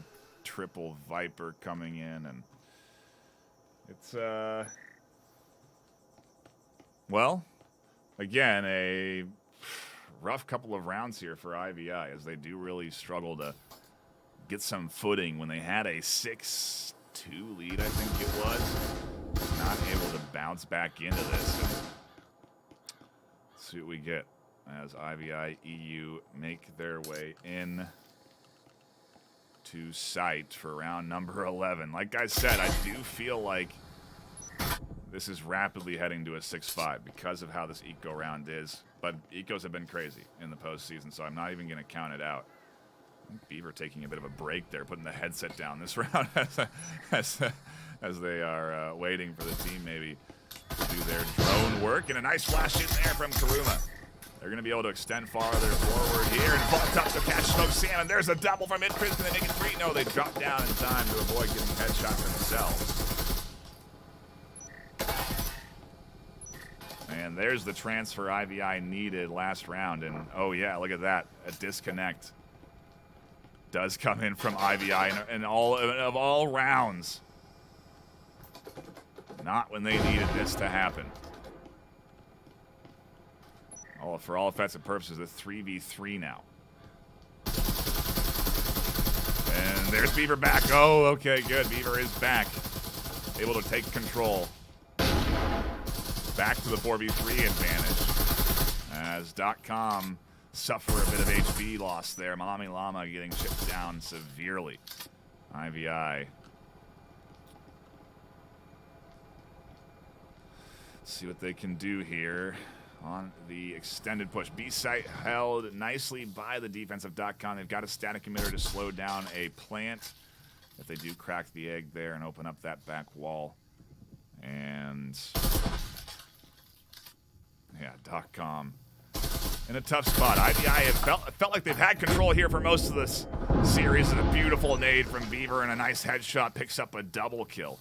A trip mine of all things, catching typical light, and the final kill locked in on the backside from IVI EU. They'll lock in a win, and in celebration, we'll bring in Gibular Bob to the casting desk for a good opening map 1. And Bob, I'm happy to have you back here with me for the rest of this EU series. Thank you for, I don't know what you did to get here, but I appreciate you being able to join me this afternoon. Yeah, absolutely. And, what a time to join. I mean, 4-7. When I joined, I saw, I first tuned into the stream. We saw .com make it 4-2, switching to the second half. And it looked like they started to build up some pace a little bit here. But IVI, I mean, they had what they needed to really close out that first map. And, yeah, I mean, they certainly did a very, very good job there. I'm excited to see where they go for map number 2 because, I mean, round 1 here of the tournament, number 2 team versus number 7. That was close. That was very, very close between these teams. Bob, I got to bring you in now. We did the pre-show. I referenced some of the stuff we talked about in the EU pre-show the other day, but it's a series that I feel like leans IVI's favor. You look at the win rates, you look at the win percentages. It's definitely something that IVI have an advantage in across every map against .com. So I picked IVI EU, but I'm curious on your thoughts on this of this IVI squad and .com in today's series, and already with .com putting up 4 points against IVI. I think I made enemies of .com yesterday because I said IV was going to be the winners here, and they turned out. That's good. That's a good start for my prediction. I had to recover a little bit. I predicted Ignite was going to win yesterday. That didn't work out. I predicted Restart was going to win. That didn't work out. So I need to come back a little bit with my predictions here. So I'm going to go strong with IV over there. And yeah, by the way, we were saying this wrong like all the time. I know. IV was how we were supposed to be pronouncing it all along. We just figured that out this week. So and I've been commenting. We've got Immortality being rebranded as Eternity EU also, which is something I didn't know. And so there's all these late stage rebrands that are really throwing me off. But hey, it's now's the time when the light spotlight's on you. Make sure that the brand you want is the brand you're representing, and so it's all good. And one thing I did point out too, Bob, is that we are seeing these teams kind of permeate across regions a lot more now. With when we talk about our next matchup, Formula 3 EU versus Eternity EU, it's exactly that, right? It's quite literally these teams working cross-region. I think it's a really interesting dynamic that we've been seeing lately. Season 1, EU and NA were very, separate regions, but now what we're seeing in Season 2 here is these teams, at the top of their regions are unifying together to create, a single organization. And we're seeing, Acer has an EU team now. We're seeing Formula 3 has an EU team. We're seeing, IV. Actually, Aspect became related to IV. So that was interesting. That was the first, I think, NA team we've seen convert to, under the same EU organization. But yeah, so we certainly have had some very, very, interesting switch ups here in the, the branding of these teams. But it's, I think, along with that, we're not just seeing, name changes, we're seeing gameplay changes as well. EU seemed to be, a little bit more passive. They played a little slower, but now what we're seeing from some of these teams that have merged with big NA groups, we're seeing faster gameplay, aggressive pushes, and I think we're starting to see offense really kind of become the meta for picking sides here. Yeah, it certainly does seem to be the trend of the postseason, to say the least. We're seeing that those offensive sides really winning and carrying it away. And I don't know if maybe it's the ability to set the pace, maybe it's the ability to maybe it's the increased understanding of defensive meta positions and how to get rid of certain utility placements. I don't know, but it's definitely, to your point, been very offensive sided just within this postseason even, and it's maybe credited to that, Bob. We'll have to do a deep dive, an investigative report one day on the strategies of these teams to really get it. And that's what we kind of do in these interviews. So if you do want to know more about each team, watch the interviews we have on the YouTube channel. Stick around for intermissions and breaks because we'll be running them then too. But we are actually into a tech pause coming in from IVI. They seem to be having some technical issues there, and they did have Beaver disconnect at one point in that series. So I imagine they're trying to sort that out, or sort one of their players' technical issues out, so that they'll be good to go for round 2. But Bob, I think we're in danger of heading towards another 2-0 series here at this pace, with IVI getting a nice 7-4 start against .com on map 1. Yeah, and this is it's number 2 versus number 7 in EU, so it was going to be a steep battle for .com going into that. But I think there's potential here. Now they've got to find some early initiative, early momentum against IV, because if they can't, I think IV's going to shut them out and build up too much momentum before they can really find any footing against them. So we'll see how .com responds. I have some faith in them. They're the season 1 EU champions, so that means something here. They won this championship last season, so we'll see if they can come back against IV. Indeed, we will. And we are just, I think, a few minutes away from getting into that action. So I will quickly shout out our sponsors again, because they are contributing substantially into this prize pool. Those sponsors include Triangle Factory as the main one. And I pointed this out yesterday in North American stream, but you'll notice today that we have our mini-map back up.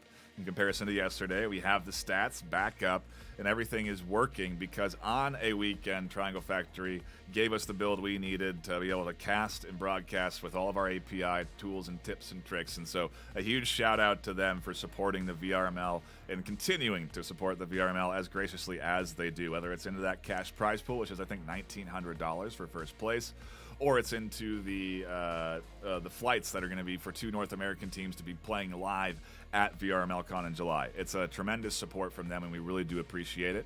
If things continue to go well, maybe we'll see an EU NA Grand Finals one day, Bob. I know that's what a lot of people are asking for sure. Oh yeah, we're waiting for those global finals coming up. And, hopefully, if we keep seeing that development in the future, we will be able to get to that global finals where we get APAC in there too. I really miss seeing APAC. That's an untapped region that we don't get to see that often. But it's partnerships with developers like this and the sponsors that we have that make all of this possible. So big thanks to Triangle Factory and everybody else. It's hard for me to cast at 3 a.m., okay? That's all I'll say about APAC. I love Breachers, and I love to cast these top teams, but hard for me to make that sometimes. So, yeah, it would be awesome to be able to have a 3-region grand finals, but one day, okay, we'll have to wait a little longer for that. For now, we do have VRMLCon to look forward to, though, in Denver, Colorado in July, so keep your eyes out for that. That's going to be a tremendous stream, too. You'll be seeing me and Bob on that cast. A little spoiler alert there, but it's going to be a lot of fun, and so keep your eyes peeled for that. We're also sponsored by ProTube. They also contributing into that cash prize pool, which is going into the EU side, so we really do appreciate ProTube's support. They offer fantastic stocks that help stabilize your aim in any of your favorite VR shooters. They also got all sorts of different stock options, from force feedback versions to Darth Maul lightsabers, so you can do Beat Saber with both of your controllers on both sides of a staff and do staff Beat Sabering. Wow. Yeah, they got all kinds of cool stocks and options there. They also have force feedback versions where you can feel the recoil on your shoulders, so check that out and get a discount by using code ILOVEVRML at checkout. We're also sponsored by HyperX. They contribute into the North American prize pool and to our casting team, so you're hearing my voice on a ProCast S, and we really do appreciate their support there. And last but not least, we're sponsored by Helga, the esports bot manager, an excellent bot that helps you schedule all of your games. They offer a free service only to VRML players. You can use code VRML 2024 OKF when you create your account, and that'll get you the free version of the Helga bot. They also have a premium version, which offers all sorts of stat tracking and other cool elements to it, more premium features, obviously. And so, again, we really appreciate their support. They offer a lifetime subscription to first and second place for both regions. So a big shout out to them for coming in and sponsoring Breachers in Season 2 as well. That'll be it on that sponsor list, though. And it is, you know, if you want to sponsor VRML, reach out. We're always taking on new folks and new brands, you know. I want to be a sponsor of VRML Con, so you'll see my Nightfire brand up there on the banner for VRML Con. And I think we've stalled long enough, Bob, for this series to almost begin for Map 2, as I have given the go-ahead to both squads, and we do have full rosters on both ends. And here we go. Map 2 kicking off, and it's taken us to Factory. Bob, your thoughts on a Factory opener for us here on Map 2. Oh, I think you are right. I've been asking my codecasters for details on these early maps as we go into these fancy intros, and I don't think people can hear you, so we'll wait until it's done. And now, Bob, I'll ask you, what do you think of .com and IVI as .com defend, IVI attack, and we go into Factory? I mean, it's that tried and true, you know, original map from Breachers, so you're going to have some good execution on this, because teams know strategies here. It's the longest running map that's been in the game. People have so much experience with this one, so you really have to throw your opponents off with that execution. And we're starting off with IV on the offense. So I have a feeling we're going to see them play pretty aggressive. This is a team, I've talked with them before. They purchase frags, they purchase rifles, they play fast, and they're accurate. And that's pretty much all they've said they really need to win, you know, in this matchup. But you know, .com putting in a fairly decent performance in Map 1, so we'll see how they do on their defensive half here. We do see a bot from somebody. I think they did reconnect, though. Let's hope we don't have too many more of those in this matchup. Yeah, no kidding. We do not want the connection issues to plague either one of these teams, because they both need their full rosters to contest. And look at this. We could have an early bit of a trade between one of .com's defenders and Beaver here, trying to push up onto that early corner. Smoked Salmon also tossing out a nade, and a little bit of a deterrent, but not much from IVI, as they are going to have a little bit of a hard time working their way in through to that A site, but B is wide open, and they'll crack that shell soon enough as the foam goes down onto the B wall. They're just setting up here. It looks like maybe a two-prong. Wheelatty hanging back in orange storage as the rest of the team moving over towards site A. I'm curious if we're going to see a breach through electrical as well as orange hallway. It might be a three-way. That's what it's looking like. The setup is Karamu finding one of those .com players, making this a 3 versus 5 as Itris takes out Anomalous. Smoked Salmon looks for one. Does manage to nab Beaver, but Amput catching that refrag. Typical Light finding one onto Wheelatty. And here's the flank as Typical Light finds another, and it's down to just a 2 versus 2 with a minute and a half on the clock. EMP did not go down. So it's stuck on the wall there, and it's essentially now a battle to get that EMP planted under fire of this defense. And I wonder if they're going to allow it to go down first, because there is a little bit of wiggle room here with Typical Light low on HP and Mommy Llama not necessarily watching the EMP from their angle. Yeah, and they're going to tag team this as the peek out, and a nice transfer from Amput to swing out and catch Mommy Llama, despite Typical Light challenging and .com into a 1v2. This is really how you need to play this if you're IVI. Stick together, don't feed your opponent once. That's exactly what .com is doing here. They broke off, and I think maybe one of them was anticipating some kind of a flank play. But really, IV are doing the smart play here. They're sticking together. They've got the EMP planted. So now there's so much pressure onto Typical Light here. And look at this Nightfire. They have 2 bullets in that Cyclone. So unless they find the kill onto Antbutt, they're not going to take out Karame with just 2 of those Cyclone bullets. Will they be able to? There's a Spectral down in front of them, but there's so little time left on that EMP, and there it goes. It just doesn't quite happen for .com in this round. Can Karamu go down? No, Karamu finds Typical Light instead. Not an ideal opening for .com, but I think Ivy is going to be very happy with that one. Yeah, and at this point, I want to think of some more names we could use for Ivy. So you could go IV, IVI, and I'm thinking maybe we can even call them M at the end of the day. You know, MEU, because when you look at their name on the top of the screen, it makes it. But either way, it's a solid start for them, like you said, and they've got that map 1 win under their pocket as well. So every win is getting them closer and closer to a Series W and an advancement into next weekend. Oh, yeah. I mean, we were talking about this yesterday. The pressure is only continuing to mount. You know, the Challenger Cup was that little break for these teams, except for yesterday we did have one go up against Acer EU Nexus. Yeah, thank you. Yep. And they didn't get a break. But these teams have had a week, and you can take it off or you can take some time to prepare. I think that's, you know, what a lot of these teams have been doing, because you've got this week, which is going to be tough. You've got next week, which is going to be even tougher. And then, you know, Sundays, those EU Grand Finals.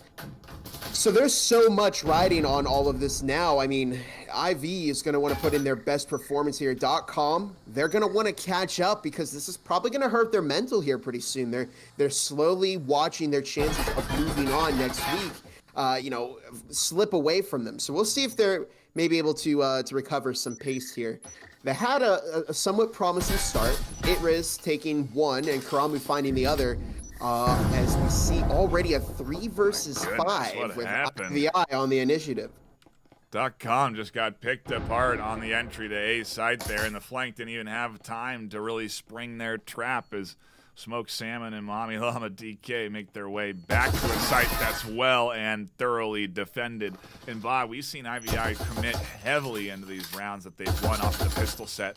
We're seeing 3 rifles picked up here this afternoon, and it's very clearly working quite well for them, as Hamplet actually takes down one of their own with the rifle, but gets the kill they need to win the round. So it's worth it as they go up for 2 now and carry all 3 rifles through to the next round. Yeah, I mean, to your point, this is kind of how IV plays. They're very, very aggressive, and when they win a pistol round, they buy into the next round like crazy. We're seeing, I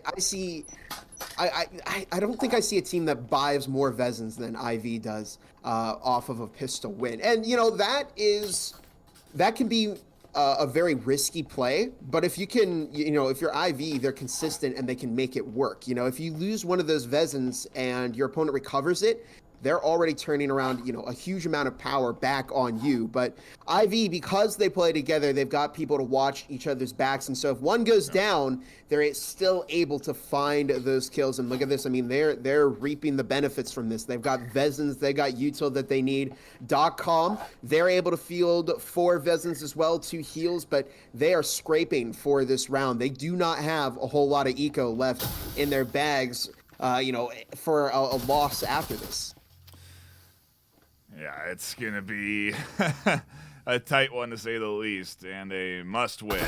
That's really every round is, to be honest, when you get to this second map for this .com squad. They really want these defensive rounds in particular to go their way and to have a bit of a rough start like they are here. 5-4, not exactly what they're looking for. There's a bit of an evening scale, though, as a nice nade from Mami Llama. Tripmine does some big damage, and another kill here. No, just barely able to rotate away his Kuruma. Catches actually Anomalous with that frag. And Mami Llama on the close challenge will actually get the rifle from their teammate. And, I mean, good defense from .com here, but at the end of the day, IBI just playing things cautiously enough and dropping back right when they need to keep their numbers in their favor. Unfortunate for .com there. Mami Llama went for the kill onto Anomalous, but not only did Anomalous escape, they also tossed a frag into the room and found, Karamu escaped and tossed a frag into the room, which caught Anomalous and gave IV yet another pick. So we're down to a 3 versus 4. IV once again with that player advantage, and .com, I think they need to play for some picks earlier at the start of the round because they're giving IV too much power there. Karami tossing another flash into the room, but they will have to fall back because they don't have their heal ready quite yet, and they are very, very low on health. Less than a minute and a half on the clock as .com are just going to try and stall for as much time as they possibly can. Although I'm unsure what IV is going to do. I think they may try and full send it onto site B, but we've got some people over by A as well, so they could try a potential two-prong. Here comes the opening. On to B site. Smoked salmon. Catches one. Another nade from Intriz, and IVI are into a 3v2.com. Trying to lock things down alone now. Mommy Llama watching that breach. It's a bit of a tongue twister. Yeah. As we see that 3 versus 2, 35 seconds left on the clock. IV are using quite a bit of time for this push, huh? As we see Wee Laddie looking to foam that wall from electrical into site A. One goes down, and we see a refrag from IV, and Mommy Llama goes down to Intriz, making this a hat trick for IV here on Factory. Laddie also watching that backside there, and a nice 3-0 opener for them, getting closer and closer and closer to that series point.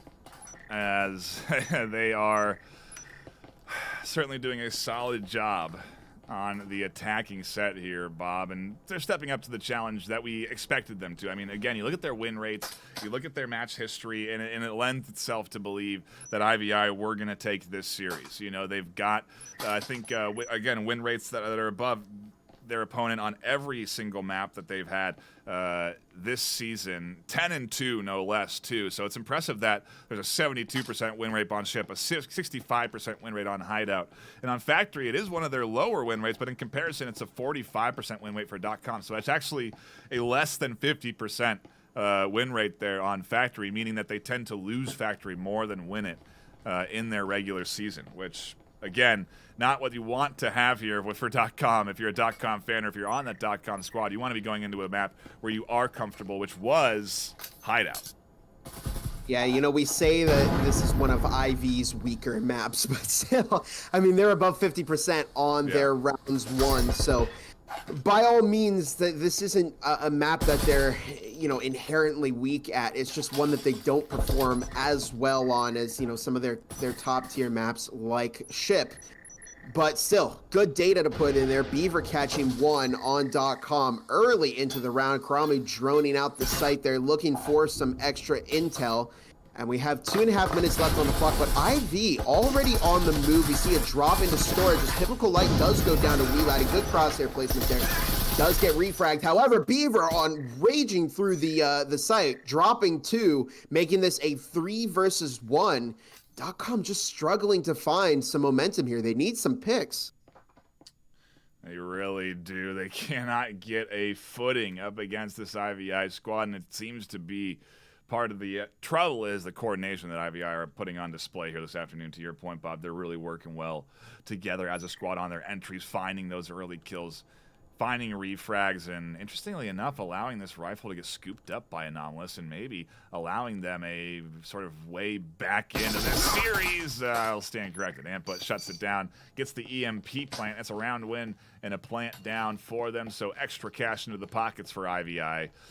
This could be a perfect half at this pace, Bob, because I think .com, well, they've got full buy actually options for now this round and the next round if they lose again. So we're actually into full buy rounds here for the final 2 of rounds of this half for rounds 5 and 6. Yeah, and I wonder if that Vezin was just left there as a potential bait. You know, to bait out that rotation from Anomalous who went for the Vezin, because they were waiting. They had somebody waiting there for that. So it could have been just, you know, taking advantage of their surroundings, but they might have intentionally left that Vezin there to just bait out a roaming or a flanking defender. In any case, they're now 4 rounds up on .com. .com's had a bit of a loss bonus activate here. They're once again able to field 5 rifles. And now they've got 2 syringes again. So they do have some, you know, material here that they can use to their advantage. But I think it's still going to be tough, just considering the amount of money that IV has to fall back on, you know, in case we do see a loss from them here. Yep. Let's see what we get. Cracked open the first window, and Beaver real close to Typical Light. through this window here as Typical does look out and is definitely not looking on this short corner close to them there.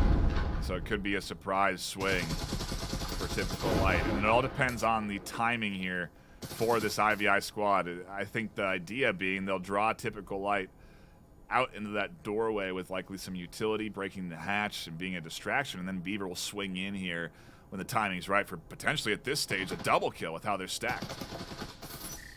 Beavers, yeah, has that very tight angle there on gravel. They may, oh, there it is, the pick, but they do get refragged by Smoked Salmon as we do enter into a 4 versus 4. IVI, they did lose one of their players early. Oh, and that's a decent nade. Yeah, A-tier frag as ItRiz picks up a bit of damage from that. We do see Anomalous upstairs on the roam in lockers. So, will Wee Laddie. I keep messing up names this morning. It's tongue twisters of names. Yeah, for you. Karamu finding one, but Anomalous. Oh my goodness, Wee Laddie did manage to catch that, and we're down to a 2 versus 4. Karamu here with the active camo looking in. Beautiful headshot on Amami Llama, and now only one defender left for .com as IVI barrel in, looking to go up 5-0 on map 2, looking to get this series over with in 2 maps time. And this smoke, once it dissipates, or before, will lead to the death of the final .com defender and a 5-0 lead for IVI. 4 alive going into the final round, and because .com has suffered, well, actually, interesting. Yeah, they still don't have enough. Only 2,500 now coming in, Bob, off of that 5th consecutive loss bonus for round 6. So they don't have enough for a full buy, and the best they can do is Cadillos and SMGs. Yeah, the loss bonus, I believe, it activates after that 4th consecutive loss. But afterwards, you're kind of stuck here. They didn't get a win, so now they're hurting for cash. We're in the halftime round. And we've got to see .com put some points up here on the board. I mean, they're in trouble. If they lose this, I mean, this is going to be a first half lockout from IVI. Yeah.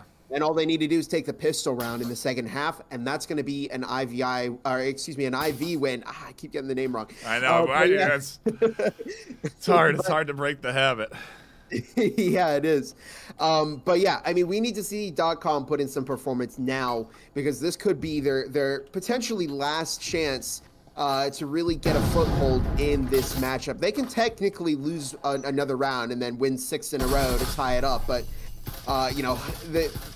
it's just not an easy feat for them to win right now, especially with this offensive momentum that IV has. Will they continue to stack up? They will, as ItRiz taking out Typical Light.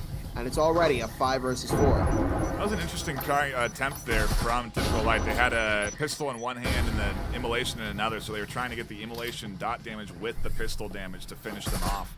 Kind of an interesting 1-2 punch. Reminds me of the Halo days of the noob combo with the Halo pistol and the battle rifle. Anyway, that's old school stuff. Probably doesn't even resonate with a lot of the players that are in this game right now, as we do go into a 4-2 here, and IV dominating their entry into A site, making it incredibly difficult for .com to do much of anything to hold things down. And like you said, if this goes wrong for .com, it's real bad leading into the next round. Smoked Salmon might find multiple kills, though, as they pick up a double, looking for 3, and they'll finally go down. Makes it a 1v2 for the low HP of the final defender on .com. Yeah, they just got one left on .com right now. And this is going to be tough. I mean, we saw Smoked Salmon had a very nice flank, but at that point, I think they just needed to coordinate and double swing, together to try and collapse the IV, offense there. It's now just down to this last defender. They go down to Beaver, and that's the first half lockout for IV. One more, and they will be moving on to the semifinals next weekend. But all around, I mean, I would say that was, a perfect offense. They didn't really make too many mistakes there that you could call out. They stuck together. They got refrags. They played their economy smart. I mean, if you can spend that, if you want to spend that money and purchase 3 or 4 Vezins off your pistol round, if you can play it smart, hey, I mean, go for it. Yeah, and you can look at the KDs too. .com really just not finding a lot that and on their defense of all, they're just not getting the kills they needed to get. And, 5 kills is the leading fragger there for .com. The next is 3. The next is 2 after that. So, again, just not a lot of kills there. And that's one thing to really look at if the series is close. Then those KDs are typically a little bit closer. But to the point, Bob, IV really did dominate on their offensive half there, going up 6-0, and now it's all up to the pistol round. And look at how conserved reserve.com are playing. It was Smoke Salmon and Anomalous way back here, worried about any frags that might come in to shut them down on the early stages here. Is a bit of a static emitter, will slow them up. That's a nice, interesting placement there. Yeah, I've seen IV use this placement. Actually, they usually put a double static there so that they can make an even more difficult trap, and then they put somebody in orange storage. So they're playing a little bit farther back than they usually do. Frag is tossing. Oh, that almost found Beaver, but good movement there. Not panicking. Oh. Beaver takes themselves out. Definitely panicking. But look at this Karamu finding Anomalous, but UK finding one as well. We're down to a 3 versus 4 with IVI again on the player advantage here. And I just don't think they were aggressive enough here on .com, and they're going to start paying for it in a second here. Mami Llama DK does move in, catches one, but does get refragged, and it's now a 2 versus 3, but IV definitely have that power advantage. I mean, one player on 3 health, another player is full, but still, it's rough for .com here. Yeah, this is not where they need to be. Their season is on the line right now. These final 2 players need to clutch it for themselves. As Typical Light catches big damage and does get Wee Laddie down at the cost of, again, all of their HP. There's no health syringes for them on the side of .com, but there is on IVI, and so we've got full HP on both ends for the 2 defenders of IVI and very little HP, 3 and 9 respectively for .com. This will be a massive clutch for them on the pistol set if they can pull this off, as the duo does start to enter in. 1 minute left. Is EMP in hand? No, it's not. They're looking for kills. Typical Light goes down. 1 left to go for .com. Clinging to survival here, and they find 1. Can the swing out? Karuma needs to pick up 1 more kill. .com surviving off of the clutch here, and they can't. Karuma locks it in, and IV EU advance to next weekend to challenge Acer EU, I believe, for an opportunity at that first place prize pool of $1,900 in cash. Congratulations to IV and Bob, a stellar series and a 2-0 win again here on the EU side. I think it came down to health advantage at the end of that game. Yeah. I mean, we just saw, IV invested in 2 healing syringes, and both of their final players were using those, and they kept their health up. And when you're in the pistol round, a syringe can really turn the tides of how things are going, because typically people don't buy syringes because they're quite an investment, and if it gets into your opponent's hands, it can be a major disadvantage later on. But at the same time, they're also very, very helpful because they can get your health up. And in the pistol round, where you don't have to worry about getting one shot unless somebody's using a Taurus, that can really turn things around, because just having more health, if you can get your shots off faster and you can secure those shots, if your opponent can't heal, I mean, they're stuck. And I think that's what we saw with .com. Their players were low on health. They had no way to recover, and it just came down to that health advantage in Karamu finding, the damage onto that last .com player. So overall, it was a good map for IV, and that's kind of the pace that you need to have for this EU postseason. I mean, you can't be slacking off and getting eliminated or losing maps here in round 1. You've really got to be putting your best foot forward in every single match you play.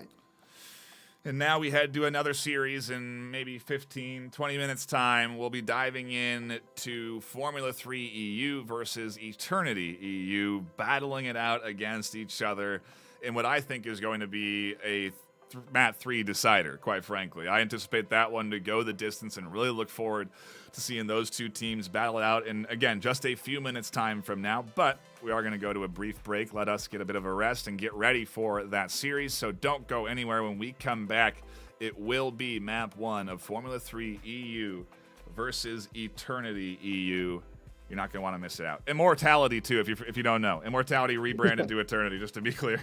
There's not a new team over there, but we'll be back in just a few moments.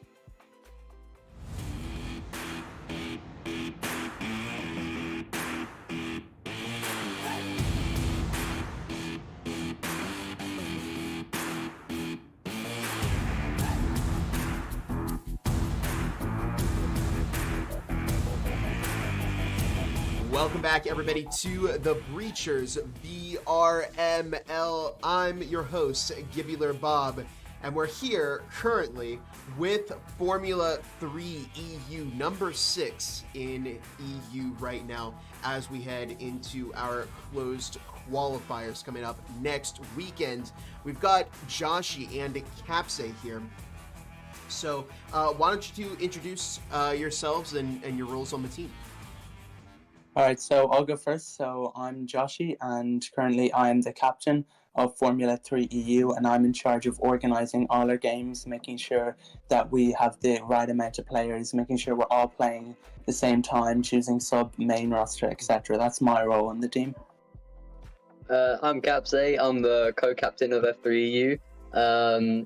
I just mainly help the co-cap with the captain with scheduling or making sure everyone's turning up, just organizing stuff and making sure the team's working as it should be. Awesome. So just a couple questions here for you. After 11 weeks of matches, you finally made it to this point. How does it feel to skip the Challenger Cup coming up? Honestly, it feels great to be able to skip the Challenger Cup, because when I started and created this team, Formula 3, our aim was to be able to play 6 matches so that we could participate in the postseason, and we weren't focusing on getting into the top 7. We were just focusing on being able to play CC, and to be able to just like skip CC and go straight into the quarterfinals feels great, because there's so many good teams in CC. So just to be able to skip that, it's a massive achievement. So big shout out to F3 for that. So on that note, where did you expect your team to finish this season? I expected us to. I didn't expect us to get into the finals like instantly. I thought we were going to go straight into CC. Right. With like the teams as it was, I thought we would win CC and because .com and Nifin, I thought they were going to be in the finals, the top 7. But then Nexus came back, and it turns out that they had the players, and they're now in CC. So if we were to be in CC, we might not have won. And when we beat Nifin, I didn't expect them to drop down to, what did they drop down to? 9th? I think they dropped down to 9th. So we've kicked them way down. So they've got to now beat Nexus, I'm assuming, is their biggest challenger. So yeah. Yes, everything kind of worked out in your favor towards the end there. That's good. So on the subject of matchups, which week or matchup in particular was the most challenging for your team, if there was one? I think when we challenged .com twice and lost both, was our roughest point. I mean, this whole season we've had a 5-man roster active, so we've all had to be available, and we were the only people that could play for the team. So I think, .com was definitely challenging, the most challenging teams to go against. Yeah, absolutely, and of course, they are joining you into the closed qualifiers. So good luck against them. So on that note, how are you guys preparing for the upcoming closed qualifiers? So with us facing Immortality as our opponent in the quarterfinals, we know we have to be prepared and keep practicing, because they're a really good team and they deserve their spot on the EU leaderboard. So we know we have to meet the standards and be prepared and possibly beat them. And it is kind of tough at this point in time, since myself, Capthi, and a few other members on our team, we have important exams. So we're trying to balance our revision with our scrims and games. So it's working out nicely for us, which is a positive, because then we're able to keep practicing and developing upon our strats to face Immortalities. Yeah, definitely. That's really, really unfortunate timing that you've got that in the way. But I mean, you seem to be doing a good job of managing it. So of course, good luck with that as well. Now, you're going against Immortality, but are there any specific teams that you are worried might give you some trouble in the close qualifiers?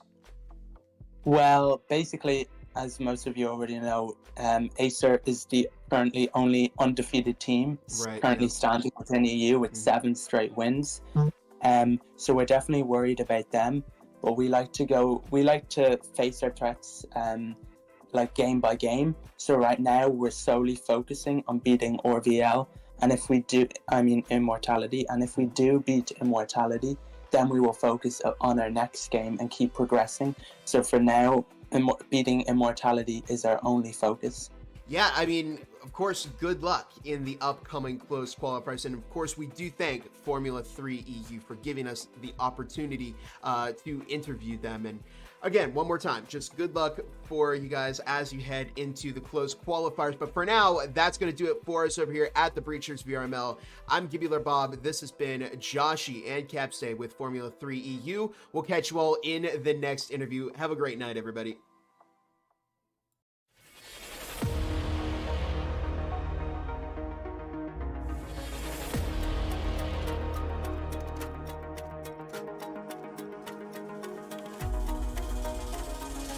There's Taquito again, flying out, rifle in hand, catching 1, 2, 3. Oh no! Big Blue is right on top, place.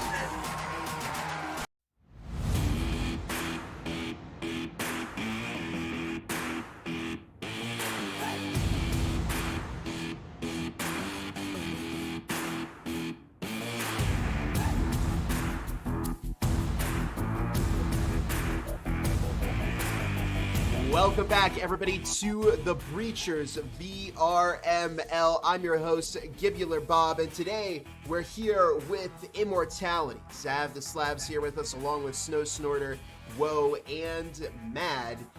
And I guess let's just get right into the questions here. So after 11 weeks of matches, you're finally here. How does it feel to skip the Challenger Cup?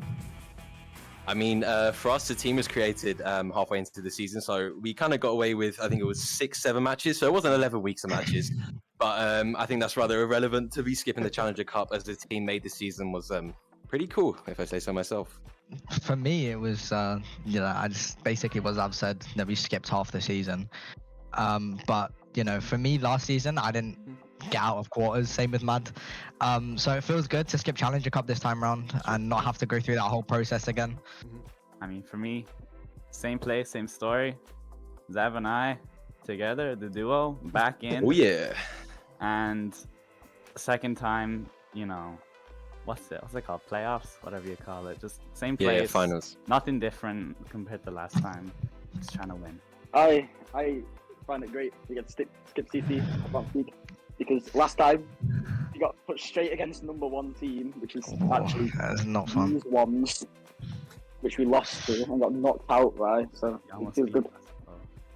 Yeah, special information. These two are ops. Yeah, we hate Ran and Zab. They're ops. Yeah, They're ops to me and Mad. Okay, so next question here.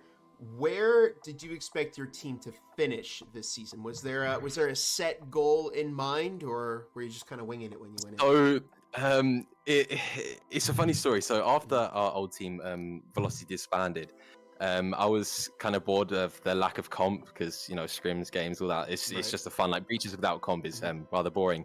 So anyway, I'm just talking to a few people from Velocity, and I'm like, do you know what? Why don't we just make a team? Just make it casual, just like, just so we can play scrims every now and then, so we don't get bored, etc., etc., etc. And then even Ran was like, okay, I'll join, but only if it's casual. Like, yeah, I was like, yeah, that's fine. I'm not expecting to win or anything. So we actually came into the season just expecting to just get a few games in, get a few scrims in, no pressure on anything. And well, we ended up third, which I think it got in a few weeks into VRML when we were like, okay, like some of these top teams are actually getting either really close or we're beating them. And we're like, let's step up the challenge, let's put a bit more pressure into the games and let's see what we can do. And we came up third. Yeah, that's basically what you said. I think for me it was like more of I wanted to play with these guys again because I got onto Velocity before it disbanded with Zav and Ran, and then it ended up dying. But I think like out of the players we had picked, I expected us to finish high, so I wanted to finish in the top 3 anyway. And then after like the first couple weeks, we was like, oh, we can make it in top 3 if not like higher. So I really expected us to not go anywhere below top 3, to be honest, and I'm happy with where we finished. In any placement that wouldn't have us like face Ace or Ews in quarterfinals or semifinals rather than the finals. Just so true. Any like spot where we're on the opposite bracket, I could not care less. And then Mad? Well, Ivy joined VRML again after pre-season, quite early on in the season, so I think at the start we were expecting second, but then Ivy came in and kind of disrupted that, so yeah, but we were definitely expecting third or around that, and we achieved it, so. Yeah, to be fair, Mad, you joined at the point where we were kind of getting into it, locking down more. So Mad didn't experience the first few steps of when we were just casual. So he came into the right, let's be the top of you. So on that note, in terms of the matchups that you had during the season, was there a particular week or a particular match that was especially challenging for your team to overcome? We can flip it around. Matt, do you want to start instead of me saying everything straight away? Go on. Okay. Well, earlier on into the season, not super early, but against the Ragnarok, we tied and we got 7-1 on shit. 7-0. Yeah, that was horrible. My bad. Oh god, we got 7-0. So No, it was 7-1. It was 7-1. Yeah, then we had our match against Acer and Ivy, and we kind of threw, losing, not even getting above 6 rounds. So, but we're bouncing back. We're screaming and all that. Well, how about you? Any weeks or matchups? Nah, I have full faith and confidence in this team that no matter who we're against, except for no, previous round, previous weeks we've had that was on a bit iffy. Yeah, previous weeks. Oh, okay. You just don't think anything was challenging for us? Yeah. Okay. Yeah. We're just better, Well, for me, I feel like our most challenging matchup in the week was the Ivy match, because that was the week that Floopy got banned and everything just we were all kind of mumble jumbled. And I feel like if we just stayed constructed and nothing like that happened, I feel like we would have finished second or first, to be honest. But it happens, setbacks happen. But I feel like in finals we're definitely going to bounce back from that and be a better team. Sure. Yeah. And Zav, how about you?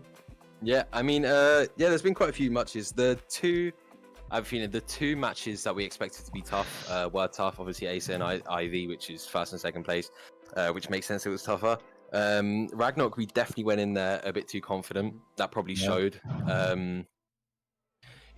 Just it's that mentality that I sort of try and get out of. That overconfidence, it leads, overswinging, losing rounds, getting mad. Especially the worst part is the mental after thinking it's going to be an easy win. I think, but one of the toughest matches. Oh my god, I forgot their name now. This is so bad. What's the Spanish team? Oh, War Dogs. War Dogs. That's it. Okay, no, I'm so sorry. That was crazy. So there's like a kind of stereotype in EU that any team that does not have UK players on, they're absolutely amazing at Sky for whatever reason. That's true. The French teams, the Spanish teams, bro. We go in there, we're like, okay, they're 15th VRML, gonna be a 2-mapper. Yeah, we get 7-0'd by fucking Sky. We were like, oh my god, what is going on? Yeah, we had to clutch back on that. That was probably that was the week that I was like, oh my god, there's no way with this close to finals that we're losing. Play space as well. The War Dogs match was just great, but it went from a 7-0 to 7-5, and then we 7-1 them. So we did really well on the comeback. So you did manage to turn it around in the end, yeah. Oh yeah. We still won the match. It was just a lot tougher than expected. Absolutely. And on that note, are there any teams that you're worried about going into the close qualifiers coming up next week? I know Woe isn't worried about anybody. I mean, Raz made it quite open what team we're worried about, and to be fair, the whole season was Yes, Azir, here's your ego. So the whole season we were basically just like, let's just hit these spots. Let's just make sure we're away from Acer, because realistically, as this season's shown, if all teams but them, we have managed to either beat or come really, really close to beating. So we're not worried about any other teams really. But yeah, Ivy and Acer are the big ones, but Acer especially a lot more than Ivy is. We've been working our tricks on some of them teams just mentioned. So Sure, yeah. Yeah, I feel like to be honest, the specific team, like the team we're most kind of like preparing for is Ivy, because I feel like Acer is. They'll go forever, Bob. If you let Immortality talk, they just keep going. And so we had to cut you off to bring you back for Formula 3 EU versus Immortality in this best of 3. A fresh BO3 here, map 1 yet to begin. And Bob, I get your thoughts here on this series because I talked about it in the pre-show a little bit and I didn't have you there. So what do you think of F3 versus Immortality, aka Eternity EU? We'll be referring to them as Immortality today just because that's the way they're named on the screen. Yeah, I mean, Immortality, they were a rebranded Revolt, RVL Revolt, a very, very strong team in Season 1. They'd been around the EU scene for quite some time, rebranded to Velocity, then that disbanded, then they came back under Revolt RVL, and then their new branding is Eternity EU, or the EU team of Eternity, also known as Immortality, as Nightfire pointed out. So they've been through quite the tricky path, but they're back and they've got a very, very decent roster and they've done pretty well for themselves here. I mean, we're looking at a 5-2-1 season from them. That means they've won 5 games, lost 2, tied 1. So, I mean, hey, they've certainly done, their fair share of work in this season. Number 3, certainly a good spot. On the other side of the coin, Formula 3 EU.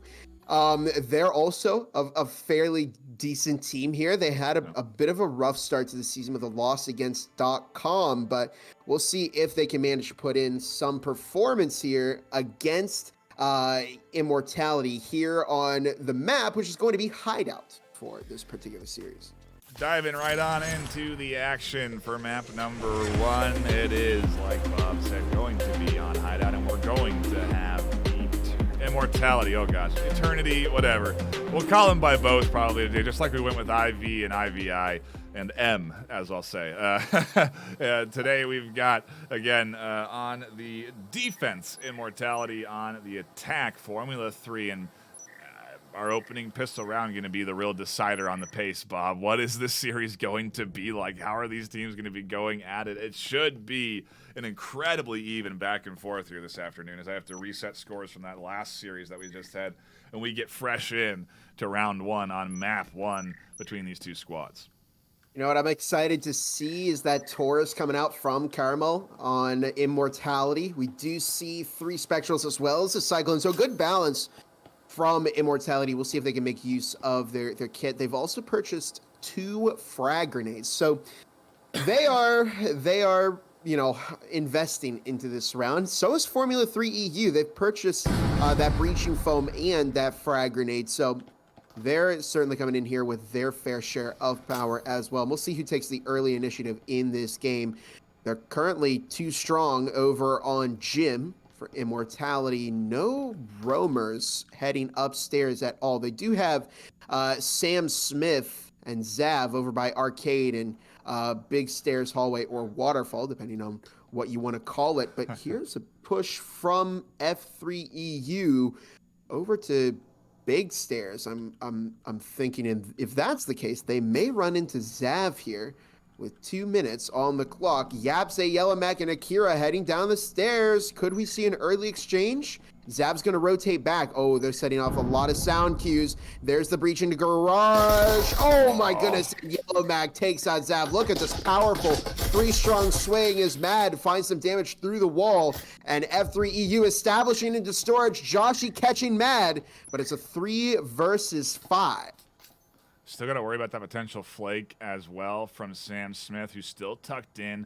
could spring the trap if they do let go of their guard there on that back end, and that could be really devastating for this F3 team. It is 5-3, but still, could be some quick sequential picks that come through here. Sam can time things up just right, and a nice plant from Yatsek is going to get F3 good control, and they maintain healthy and alive HP bars here as they peek out. Carbo finally connects with one onto the headshot, looks for more and can't. Akira scooping up one themselves, looks for more and can't, and they'll go down and make it 3-2. And it's that 3-2 game, as Nightfire pointed out. The EMP has been planted, though. Niall looking to push up into storage. Joshy finds one, but they are very, very low. However, look at that team play. Yellow map on the hatch, drops, takes that Niall as they went to secure a kill on Joshy. They may be on 1 health, but hey, I mean, that is certainly an impressive start for F3 EU. You know, I remember back to their first game that I casted, which was between them and .com. They ended up losing that. I remember looking in the chat, there was Angel, the captain of Formula 3, saying we need to train after this and we need to fix this gameplay. And I kind of felt a little fear, you know, for my own life there in that case. But it looks like they've been hard at work since that game. And wow, I mean, they stuck together as a team there. They played that very, very smart. And honestly, I wonder maybe if Immortality is very surprised there, because F3 EU, they really came to play there on round number 1. We're seeing 2 of those round 2 Vezins coming into use in this round. They purchased 2 heals as well. So they are also investing.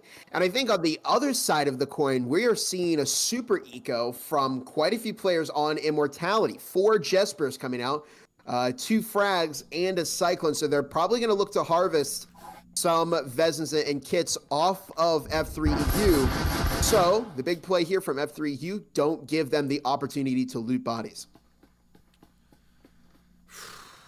It's not as big of a risk as IV was taking with the triple rifle buy going in off of their pistol wins, which they did, I think, every round they won on the top of the pistol set. But it still is a decent investment, and we'll see if it pays off. A little bit of damage done there for that nade onto the back of Sam Smith. A follow-up to try and finish them off, but it doesn't catch the bounce that was looking for off of the inside chair there. And so Sam, alive and well with half HP, still able to defend as both sides get split open and both sides find some important final kills. Carmel fending things off in the short corner and a double off of the reload.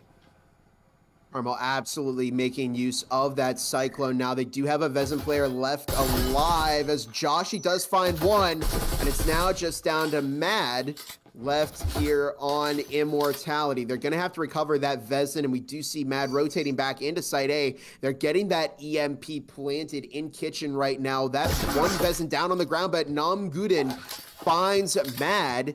And there's round 2 in favor of F3 EU. And, you know, all things considered, they managed to recover that Vezin. They managed to recover, you know, one of those heals. So I don't think it was the worst case scenario for F3 EU. But they went into that site with such control over there. I mean, they really pushed Immortality back. I mean, I don't know if we feel, well, how we feel on it, but I feel like Hideout is sort of offensive sided. And like we've been saying, offense has reigned supreme in postseason. So a 2-0 start isn't completely out of character for what we're seeing in postseason on the offensive half. But it's a strong opener, to your point, for F3. And if we look at the votes start, don't let them lie now. It's 53-47 in favor of Immortality. But when the votes started, it was 70%. To like 23, 70-something to 20-something in favor of Immortality. And so I think that first round to win maybe woke some voters up to Formula 3's side, but it's still the folks in chat are leaning towards Immortality this afternoon, Bob, in this series. And right now I'm leaning towards Formula 3 as they do have a very good opening offensive half when we go into round 3. Okay, now, so to the credit of Immortality, it's very easy to say, you know, it could go F3's way, you know, but they've had the pistol round and then they had Vezin last round. So this is what I think would really determine who this match is going to swing in favor of, because this is the rifle round. So both teams are going to get those Vezins. Immortality does also have a heal to work with as well.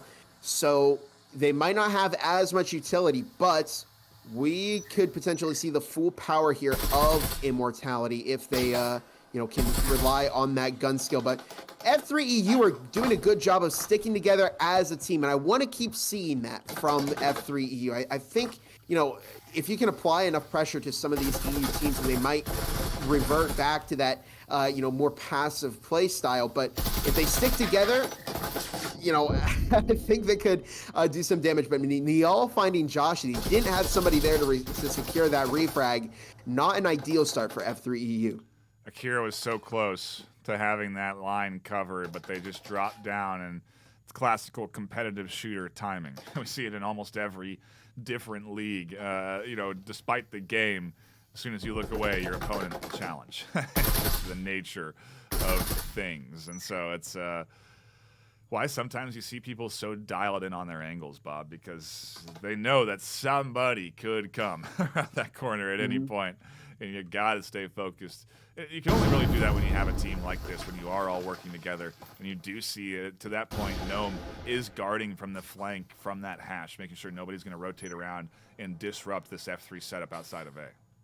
It's so interesting to watch Breachers competitive, because this really feels like the real way that the game was meant to be played. When you're playing in like a public game, you tend to see people don't work together too often, and it's really very much every teammate for themselves. But look at the coordination here from these teams and how they work together as a team. Look at that. Niall finding Yapse as 2 quick kills fall into favor of F3EU, but it's just down to Yellow Mac now, and they are in a very, very troubling position. They swing into Site A with that cloaking device, but Sam Smith was there on the flank, finds that kill onto Yellow Mac, gives Immortality their first round of this game.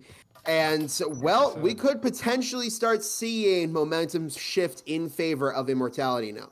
Yeah, that's going to be the 4-2 half on defense that Immortality need. Because like you said, once it's the full buy and rifles are in hand, things could shift into the favor of Immortality and into the favor of the voters at home in chat. Because, that's where they all lean. That's where the majority win. It's still pretty tight. At the end of the day, though, Bob, 53-47 is practically 50-50. It's pretty dang even on the vote. 56-43, okay, actually, as the final vote in favor of Immortality. But nonetheless, still pretty dang close. And it just goes to show you that the folks tuning in also do not know how this series is going to shake out. And that's the beauty of why we're stopping into the postseason. It's the beauty of this tournament phase. The pressure is on. $1,900 in cash for first place, $850 for second, and it's no small amount of money there that they could earn. We've talked to them in the interviews about what they want, and there's just a ton of different, from bikes to guitars to a new Quest 3. This money is going to go to some good use with whoever ends up winning out of this EU side. I really loved asking that question of, what would you get if you did get the prize? Yeah, because we got some very, very fun responses there. I know somebody was saving up for, I think it was somebody on F3EU saving up to travel across Europe, so it was quite fun to hear what everybody was planning on doing. But anyways, back into the matchup here. We're watching F3EU go, it looks like a 4-strong push into Garage. We'll see if they can establish in there, or if Immortality's just going to try and shut them out a little bit longer. Zav does have that frag grenade, so once they have a clue that somebody's in Garage, they're absolutely going to toss that frag, try and catch them out. Zav to Slav, I think maybe has found somebody. No, Mad was in there. They picked up Yellow Mac, and Nam Guden goes down to Zad. There's an S-tier frag from Immortality as it's a 4 versus 3. Nice push up there, well timed, and a beautiful toss, nicely lobbed over, avoided by 2 of the 3 in Garage, but not by everybody. And so the 3v4, F3. Not having an easy go about it on their rifle rounds, and we'll see if all here will be able to pop out and pick up any more kills, or if they'll get cut out as the battle down long hallway unfolds. They do not have health syringes. They do not have the support from their team because that wall is not opened up, so they are really trapped alone here in this corner, vulnerable to a window swing, but ultimately still very effective in holding down F3 and slowing them from pushing this B site. I was going to say, don't underestimate the value of Niall's positioning here. Now, if they want to rotate back into Site B, one of their teammates is going to have to play support. But I think Niall really expected this, picked this position with the expectation that they might not make it back. How heroic. As we see Yellowmac and Akira over in Garage right now. And it looks like we might see a rotation over to Site A. That's at least where Joshi is right now. And it looks like, it might be that breach through Foyer into Dining Room. And Sam Smith could get immediately picked right here if they're not careful. Where's Akira? Akira over in Garage right now. Still playing that breach. And there goes the push as Sam Smith does manage to pick up Joshi. Yellowmac finding that refrag, though. Niall takes out Akira. And it's now just a 1v3 with which Zav takes in their favor. And it's a 2v2 game. And yeah, I think we're starting to see Immortality build up that momentum. F3 EU caught him off guard, but they're really getting slowed down here by Immortality.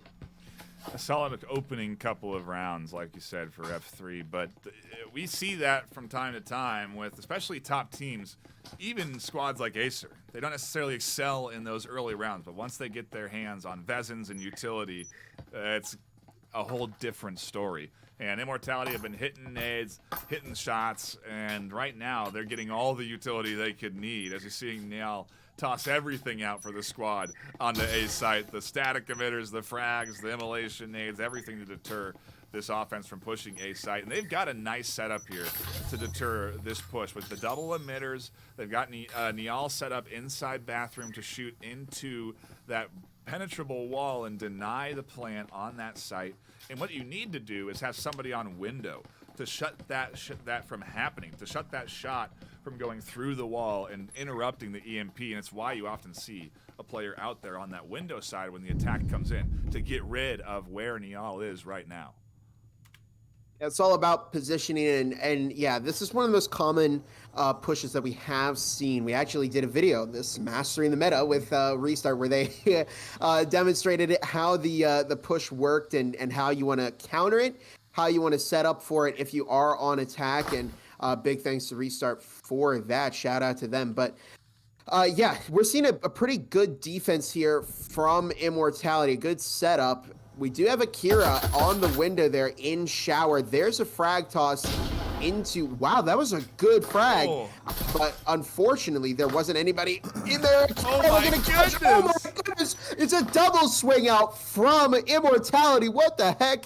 As Zav did manage to escape, Niall jumped out the window to get Akira, who was trying to catch Zav the Slab. That is some crazy teamwork on defense. Yellowmac getting caught by Caramel. Yellowmac did manage to find Mad before going down, but Caramel finds Yapse, and it's now just a 2 versus 4, and things aren't looking good for F3 EU right now. It is their eco round for F3, I think, worth remembering. So damage done is positive at the end of the day. Kills are positive, so even to find one is actually pretty decent, and Niall was very vulnerable there for a moment. If Joshi were to just peek out, they would have caught them staring at the hatch down at their face, and there is the peek out, but Niall snaps too. The headshot doesn't connect, fortunately enough for them. And now it's up to Gnome alone with the entirety of this team barreling down on them, and no hope left for the F3 lead as Immortality take it 3-2 off of a couple of good defensive full buys. Yeah, it's just unfortunate for F3 because it really seems like they're losing on that momentum. They had a great start in the pistol round, completely shutting down that Immortality defense. But yeah, once we got to that rifle round, things really turned back on them, and Immortality took the initiative in this game.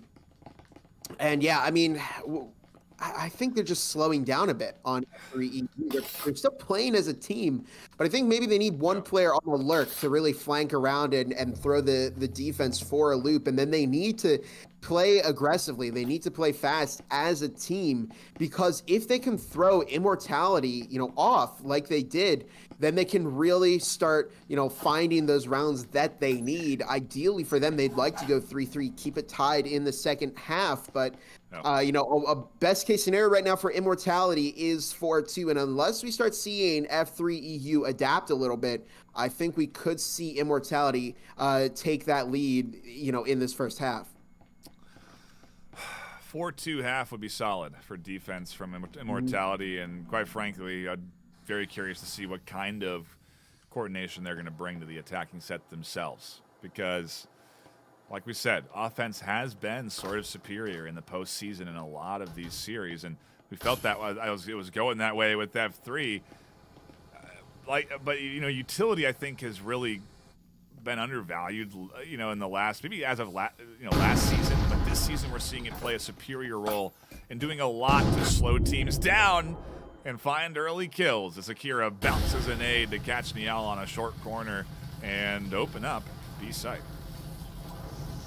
I'm wondering where's the EMP. It's in Yellow Mac's possession, but they could get somebody in Jim right now and just put a little support. But now Sam Smith and Carmel are in there, so they may try and double swing that. So, yeah, I think the window of opportunity has closed for F3 EU on that front. Mad is upstairs. They need to be watching that flank because Mad is slowly approaching, and they could absolutely devastate this F3 offense. So we'll see. It looks like they are getting ready to full send it down into that storage hatch. They need to keep their backs, they need to keep an eye on their flank, though, because I think Matt is definitely going to play that hatch to try and get an advantage here. Smoke is tossed into storage as we see the push taking shape for F3 EU, and they're collapsing on the site in the same manner that they did before. Oh, but Matt is getting so close to that garage hatch, and I think we're about to see devastation for F3 EU as a frag getting ready to come down. Nobody is watching the flank. Akira does find Karma, but there goes the frag. It finds a bit of damage onto Namgud, and still nobody's watching. Mad drops. Oh, but they do get shut down by Akira. EMP has been played. It's now just down to Sam Smith, so I guess I didn't really have anything to worry about. Just had to say Sam Smith, and it ended up at, that 4v1 in the end. I was worried too, Bob, but at the end of the day, they are a little too slow. The timing was everything there on making that push down through the hatch. And if they were there maybe 20 seconds faster, it could have been everything. They could have found the triple. It could have been less kills coming through before they get down there to try and disrupt the push. And so fortunate enough for the F3 EU squad to get that round and not get punished for the flank. And ultimately, good on them to not stall too much, Bob. I think that's one thing that really kind of stands out, or should stand out, when you watch these teams, is they're not waiting around to make the entry. If there's a plan to breach in, and they're opening up holes in the wall, and they're committing into a push, they commit all the way into that push for the EMP plant. Very very rarely do you see a team wait after making some noise and breaking through because of that threat, because the flank is a threat. So the faster you move, the less effective the flanks become, and ultimately they take that player advantage that they do have because there's one less defender on the objective. I have a feeling that they practiced that basement strategy for the gym and bar sites, quite a bit, because it seemed very confident, gameplay from F3 EU, and that's kind of a contrast to what we'd seen, compared to other sites. They were a bit slower, more passive with their entry, and I think that really hurt them. But once they had, that idea of how they wanted to attack, they stacked up as a team, they collapsed onto the site, shut down the push. They did an excellent job, playing that as a team and playing it aggressively. So we'll see how they do here on defense. But, I mean, to tie up the first half there is certainly, best case scenario for F3 EU. And now it's all about who's going to take that initiative in the second half of this game. Sometimes there's some incredibly effective positions that will pay off big dividends as Yellow Mac disrupts one, tosses a huge grenade over the top and catches big damage onto Map. The flash enables Carmel to swing through. Mad on the reinforced short corner also getting a kill themselves, and we've got wow. I thought it was a 3-2, but it's a 4-3 with barely any HP across the board for this Immortality offense. Yeah, but they're still sticking together as a team. Here comes an aggressive push from Garage onto Kitchen. But look at this. I think it might be a switch up as everybody's rotating back towards Foyer. And it may be, it's going to be a two-prong. It's going to be a two-prong switch up, I think. Wait, where's Niall going? Huh? Niall is heading upstairs. I think they may try and play the hatch, and they're going to collapse onto Site A, send people through Piano. and then throw off. Oh my goodness, this is going to be an unbelievable push if it works out. But they don't have a whole lot of health to spare here on Immortality. Niall looking to get that EMP planted. Namguden over in Pantry right now, tossing a frag out to side A. Not going to quite go where they wanted to, as Niall does manage to get that EMP planted. Joshi does find that kill, and we're now into a 3 versus 2. Namguden still playing Pantry. Carmel and Mad both out by Foyer, by that breach. Joshi moving up through the table there. They're watching the hatch. Namguden still in Pantry, forcing Caramel back out. Will they be able to get that EMP defuse? Joshi going towards the flank, finds the kill onto Sam Smith. Mad might get caught out here. Joshi finds 2. Mad takes out Joshi, gets a refrag, and Namguden finds Mad. Now they just need to book it and get that EMP defuse, but overall solid performance from F3. Can it get defused? It does. It does get defused. How much time? 2 seconds left on the clock. Very, very nice from F3. Crazy as they retake the lead. A big defensive hold and Immortality coming to play today, Bob. That was a coordinated offensive strike, to your point. The detriment, though, was they had so low HP. You know, they really lost a lot of HP working against what was an aggressive F3 defense. You know, being positioned where they were in that garage space, they were able to find some big damage done. And you know, it's especially in round 1 when there's no health syringes available, there's nothing to heal back up with on that attacking side. It really does make it that much more important when you do find any bit of damage onto your opponent. So huge round, huge round, and F3 are still in this one. I felt like Immortality really were going to sway things, Bob, especially off of that final round win in the half. Felt like they could have some momentum going here, but I just can't tell yet where we're going. Maybe we're headed to a tie 6-6 map 1, quite frankly. Yeah, absolutely. And I think it's funny because every time we put a poll in the chat, it's still Immortality. But this was, you know, off the second half when Immortality brought it back a bit, and that was 67% to 33%, with Immortality the favorite team there. But now we're starting to see F3 EU come back here on the defense. They found 2 early rounds, and then they found a third at the end. They've given themselves quite a bit of padding here to bring it back on defense if that was the plan. They've certainly had a pretty good offensive half. And now that they've got 2 of those round 2 visits, they could take some early momentum here again and potentially go 5-3 on Immortality. They're not super ecoing again this time, though. They're just ecoing. They've got 3 Cyclones, 2 Spectrals, a Frag Grenade, some Breaching Foam. So they're just prepared for a normal eco play, but it looks like they may try and blitz bar. It's just Yellowmac in there, so the pressure's going to be on them to really shut down Zav and Niall. If they can get that pick, though, they could drop the EMP in a very favorable location for F3. It is on the line today as these teams compete for a chance to move on to next weekend to be first, second, or third place in the semifinals. And you lose, you're out, Bob. So this, you know, your season is on the line, and it's on the minds every round, I imagine, as Immortality are close to taking a map here against Formula 3, but no cigar quite yet. Here comes the full spread. Like you said, it's just Yellowmac who does go for a 1-for-1 and gets a touch bit of damage there. A nice nade is going to deter Akira from contesting the EMP plant, and another nade comes out that doesn't quite go to the back corner that it needs to. A good swing with the Viper in tow, but they'll go down, and EMP goes down for a 3v2 with Niall still tucked in. Vezin is still standing. Niall in the back of bar, though, so unless Namguden gives some support, Mad with the swing in. Oh my goodness, Joshi just got outplayed by Mad. It's now just down to Namguden. Just not the way to play that from, F3. I thought Yellowmac had a frag there primed for the longest time. I think once I would have seen that barricade break, I would have primed that frag, and even if Yellowmac went down, that frag might have found 2 or 3 players from Immortality, but they just couldn't stop the speed from Immortality, and that really played into how the round went, because Joshi went and tossed the frag out, but Mad made a very smart move. You just go through the window and you kill Joshi while they're trying to defuse that EMP. Just not effective Vezin play there at all.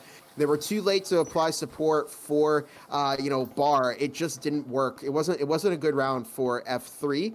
And now Immortality is going to capitalize off of that. And that's big because that was their eco round, Nightfire. Yeah. They were supposed to lose that in the playbook of F3. And now things are tied up once again, and it is a little bit concerning for F3. Seeing a bunch of folks tuning in, hanging out, and enjoying the action, and they're also concerned for F3, Bob. The vote coming in again, this time 63 to Immortality, 36 to Formula 3. And, this series continues to put you on the edge of your seat, to say the least, as we go into Garage for round 9. Tied 4-4, a beautiful day for a double kill from Akira. S-tier frag from Akira, dropping both Niall and Zav. And it's a 4 versus 3 as the push from Immortality's over in Garage, and they're just throwing kits back outside, trying to keep things away from F3 EU. And that's smart because only Capse and Akira have those Vezins up. Namguden and Joshi both running Jespers at the moment. So unless they can get somebody on the flank, they are going to be unable to recover any Vezins from Immortality. So they're just throwing any kind of equipment they can't carry back outside of hideout. Smart play if you're Immortality. And I think teams, that just shows how cautious of a team that they are. They're not giving their opponent the opportunity to pick up something that they can use against them. Yeah. Into a flank. Namguden goes here and could catch the back of Mad if they're fortunate enough, but look at that. Sam Smith diligently waiting for the flank to come through and puts things back into the tuck for Joshi. Oh my goodness! They find Caramel, and that's the EMP down in Laundry. But Mad finds Capsa, and it's now just a 2 versus 2. Mad takes down Joshi. Why did Joshi swing that? I have no idea. And Akira finding Mad, going back and forth, as it's now just a 1v1 between Akira and Sam Smith with a minute left to go on the clock. Possession of the EMP, is the IVI doesn't, not IVI, Immortality doesn't have that right now. It's over in Laundry. And we'll see if Sam Smith can recover that. Akira should be listening for a grapple into Laundry because they may be able to find Sam Smith. They will find Sam Smith. And a good recovery from F3 because, I mean, that was another half eco round from F3, and they managed to pick that up. So good gameplay from them. We're trading eco rounds today. We're trading rounds back and forth. It's a 5-4 here, and I have a feeling we're going to 5-5. At this pace with how much we are going back and forth. And I noticed you said IVI there, and I'll call it out again. It's because you saw the M in the name, and you thought, oh, that's an I, a V, and an I. You saw 8M there, and you're like, oh, that's... Exactly, But anyway, we're here for Formula 3 EU and Immortality, and if you are just tuning in, this is just map 1 of this best of 3, and it's already delivering, Bob. And let's take a look at the scoreboard to kind of get a perspective on where the KDs are falling, because Yellow Mac with 10, solidly leading a Formula 3 side, but Immortality with Niall on 9, and then right there, Carmel on 9 as well. Akira on 9 as well for Formula 3. So, again, the kills are going back and forth. These KDs are close, obviously, between teams because it's a close series, 5-4. And we're coming down to a lot of 1v1s. And when we do trade rounds when there's 3 or 4 alive, the other team somehow keeps 3 or 4 alive the next round. It just continues to be a very even exchange back and forth, round to round. I feel like F3 could really start picking up more rounds, but they have these moments where they just misplay the side entirely. And it really is hurting their performance against Immortality because Immortality is really good at capitalizing on even just small mistakes. And even like what we're seeing here, we've got one player in connector. One player in bar. So they are putting people on A still. They've got somebody in connector, but they've got to have a quick response in case Site A does manage, to get overpowered by Immortality. And that looks like that's what they're going to do. They're going to stick together as a team.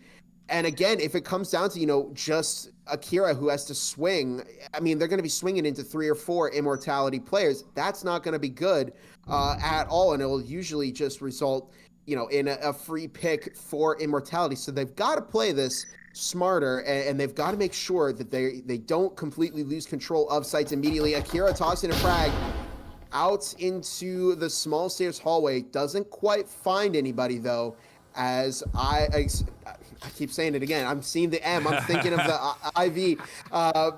Akira on the workbench as Immortality stacking up outside in Arcade. What? Bob, huh? Look at this trip mine. Oh, on the light? Yeah, I did see that. That's an interesting one. We'll see if it plays any effect in the plan here as the walls are breaking open on A, and they are most certainly going to be pushing in for the EMP plant, but not where that trip mine is. Instead, it's up against the bar. Gnome swings out for a double. They'll look for more as Zav holds things down inside the smoke, and there it is, connecting through the smoke for the kills. The EMP will get defused, and F3 playing that one much better. Bob, to your point, reading the rotation to A site very well, stacking the A site defense effectively, and ultimately playing pretty aggressive in through those smokes to counter the push in from Immortality. We'll go to map point for Formula 3. Technically, I suppose, the underdogs here this afternoon, if we're to believe the voters of the folks in chat. Yeah, I was going to say that's map point for F3. They have, they're one round away from winning this map against Immortality, which is not only favored in the, in the chat polls that we're running, but, overall, they're the higher seed. This could be one of the, the first big upset that we've seen in this EU season here. I think a lot of the other games went as we expected them to go, but if Immortality gets shut out here by F3, wow. I mean, that would be a very early stint, or a very short stint for them in these playoffs. But there's a whole other map to go. There's still 2 rounds in this game left to go, so you can't count Immortality out yet, right? They've got their Vezins now. They can potentially make this work and start finding some rounds up against F3 here. Just a quick shout out to Proxy. Thank you for the $10 in the chat. And of course, Ruby, also thank you for the $2. You'll find yourself at that little ticker at the bottom of our scoreboard. So big thank you for those. That helps us keep the lights on over here at the VRML. But in any case, we do see a push set up for Garage right now. Niall on the roof, as Immortality are pretty spread out here. And if they swing into, a big F3 group with 2 or more players, well, they could feed them some ones and use some momentum to F3, but we'll see. Interesting transmitter on the roof there to give away the position and information on the entry. It does finally go down as the rest of Immortality make their way into the garage. But they're really giving up the outside of B here to Immortality in comparison to some other defenses we've seen from them. Here we go with 2 minutes on the clock. Immortality's made their way into Garage. And what I'm concerned about here, Nightfire, is that they don't have anybody by the back kitchen islands, in Site B. And it's making me concerned because they will lose a lot of real estate in this site very quickly if they can't push Immortality back. I don't think it's smart to play for a site retake here because you only have a couple of small choke points to play, and there's a lot of angles for Immortality to watch. Now just a minute and a half on the clock right now. Sam Smith out in Garage along with Zav and Mad Caramel, and Niall making their way up. Niall takes out Namguden as it's a 5 versus 4, and Immortality quickly closing in on the site. That's a big hold from Akira. At the end of the day, they're going to have to go into the site, Bob. That's the defense that's coming in from this F3 team. They're forcing Immortality to push in and go for the plan. So let's see if they can secure that plan, as Zav has EMP in hand, pulls it out, and goes for it up against the wall. That indicates that it's going down. This audio cue coming through, and the peek out from YellowMac, the peek out from Joshi, the peek out from Yapsy, all being shut down by Immortality, and nobody gets a chance to deny the plant. A miscalculation, perhaps, again, on Formula 3 parts, Bob, as Immortality looked to tie this first map 6-6. Yeah, they're killing me here on F3 with some of these misplays that they're doing here. And it really kind of happened like I said it would. They didn't have anybody in the backup kitchen there. They opened up the walls and they just got funneled back into pantry and the other connector, and they got picked by Immortality. So, you know, we're seeing inconsistency here from F3 where they just make great calls and have great plays. And then we get to the next round and they do something and it's just, you know, you're wondering why specifically, you know, this particular call, because, you know, if you leave people, you know, in this site, you don't have enough people pushing up, then you can't push Immortality back out. We're not in a meta that supports a whole lot of site retakes. You know, if that EMP gets planted, there's only 45 seconds left. You know, until you lose that round to the defender. So you really have to do your job as a defender and just keep them from planting that EMP at all, because unless you have, you know, only one or two opponents to deal with, it's so difficult to defuse that EMP now. Sure is, and some more donations coming in from Ruby. We do appreciate those. Voltels cheering Let's Go Gnome. Gnome's got a bit of a fan club there. I think that's the second donation cheering on Gnome. Yeah.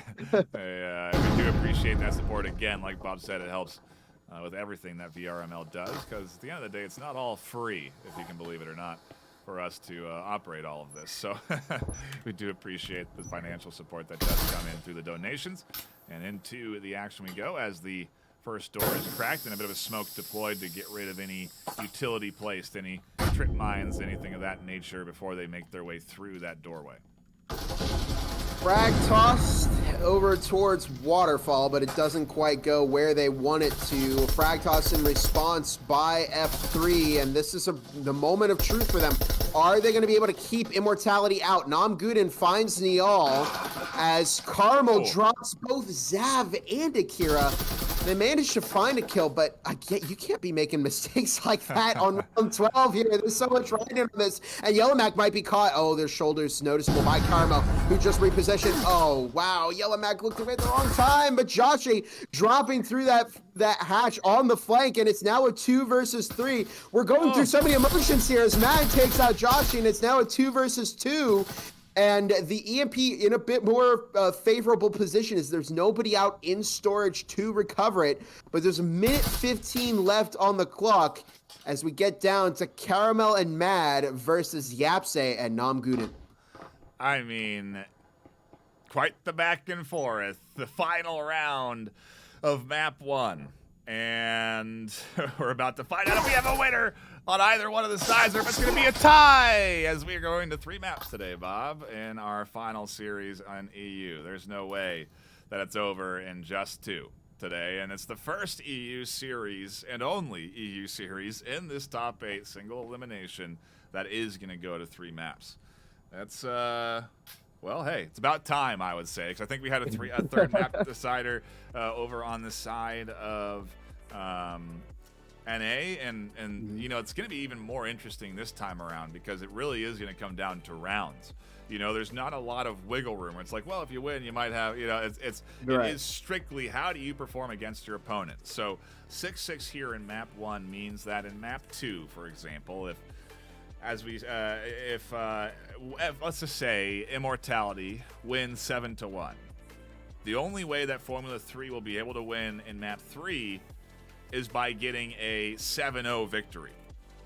A 7-1 victory would tie the overall series, and quite frankly, I don't know what would happen then when we tied on rounds. But if we tie on rounds, then we'd go to a 4th map. Yeah, you're right. We do play. We play a 4th. You're right. And so if we tie on rounds, we play a 4th map. But to that point, if Immortality wins 7-1 map 2, then all they'll need to do is win 2 points in map 3 to win the series, and then we'll just be done. We won't even cast the rest of it because it'll be over. The series will be decided, and the winner will be decided. So the rest of the rounds won't matter. So it is, yes, a best of 3 decider, but a lot of it comes down to how the second map perform, how these teams perform in the second map, Bob. If you have a tough time in map 2, map 3 is like maximum pressure on your shoulders. Yeah. So I mean, we're neither team. I guess that would make it even more pressure at this point, because neither team really has any initiative. Has taken any initiative here in this game. So it's really all going to come down to how they play it here on map 2. And again, if you're one of these teams, you want to win big here on map 2. You want to go for that 7-1, that 7-0, because that would make your job in the third map very, very easy. You only need to get 1 or 2 rounds, to shut your opponent out of the postseason entirely. But they're going to take a small 10-minute break, but I gotta say, I don't know why F3EU pushed out there at the last round of Hideout. I don't know why. They had the EMP, and whether they knew that or not, just stick to the site, wait until you hear that planting, audio cue and double swing, your opponent, but they just pushed out. They fed the ones. Oh my goodness. It was heartbreaking to watch because they had everything they needed for that upset, but they just couldn't, pull everything through, in the end there. But anyways, we still have 2 more maps to go. We'll see. Yeah. Somebody could, F3EU could definitely come back. Immortality could start really pounding on the momentum there. But we are on a bit of a 10-minute break, so. Yeah, quick time to shout out our sponsors, who we do appreciate. They include Triangle Factory contributing to that cash prize pool, Pro2 VR contributing into that cash prize pool, HyperX contributing to the casting side and NA prize pool, and of course Helga, the esports bot manager, coming in, and all these orgs supporting the VRML in Season 2. And whether it's the prize pool or flying out top 2 North American teams to play live on stage, we really do appreciate the support of all of those sponsors that have come together to make Season 2 as awesome as it is. And Bob, catching up on the donation there, drinking to an earlier donation, we appreciate that. And that's going to be, like I said, it for map 1. Map 2 coming up here shortly. We are going to go to a brief break, and when we come back, it will be a big do or die moment. That second map, like we said, going to be important. Every round going to matter, and so you're not going to want to miss any of the action. So stick around. Don't go anywhere. Map 2 coming up. Hey there, I'm VRML. Breacher's competitive update has brought many great changes to our beloved game. Beyond adding rank, Triangle Factory has expanded headshot damage to the neck, as well as some map changes that are sure to balance and mix up the metas. Some changes deny previously overpowered peaks, including this window peak into Garage on Hideout. This white tarp in Garage is no longer penetrable. On Skyscraper, the one-way angle from Broadcast has been removed, as well as the radio wallbang through shutters.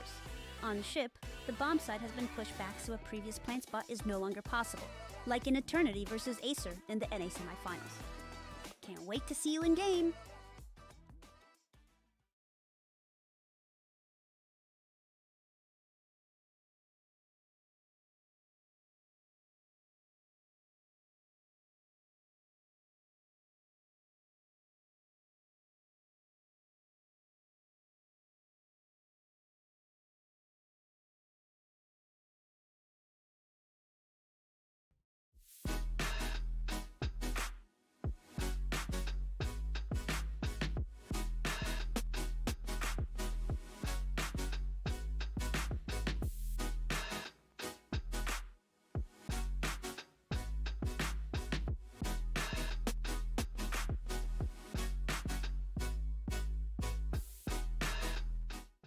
Ain't accepting, ignore, just kicking down all the doors. Guarantee you, boy, if I ask for it, it's gotta be real big.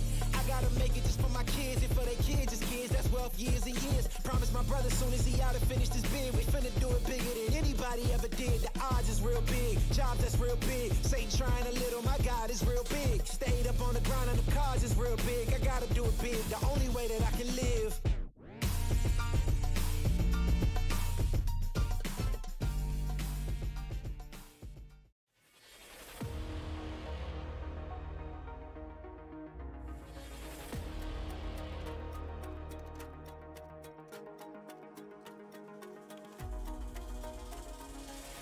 Taquito again, flying out, rifle in hand, catches 1, 2, 3. Oh no! Vintril is right on top, and there's a double kill that comes in from Cozy. Can get to the EMP in time. He fires. Oh my god! No! It's about 5, 4, 3.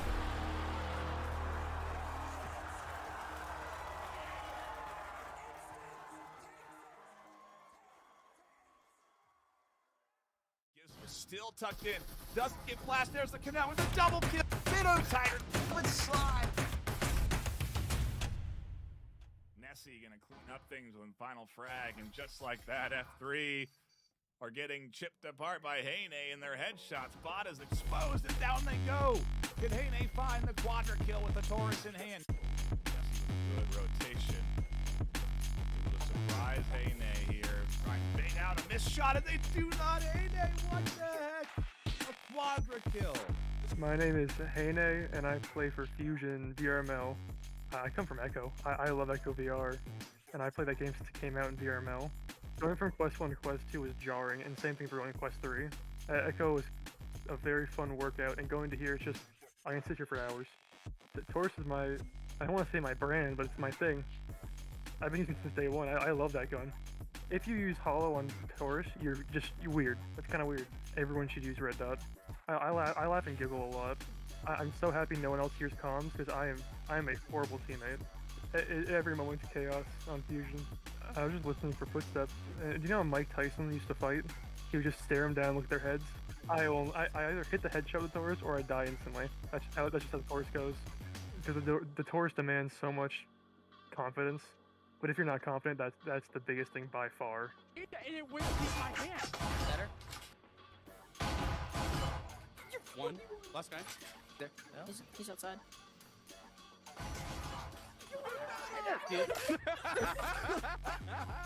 I'm excited for the lane. That's gonna be fun.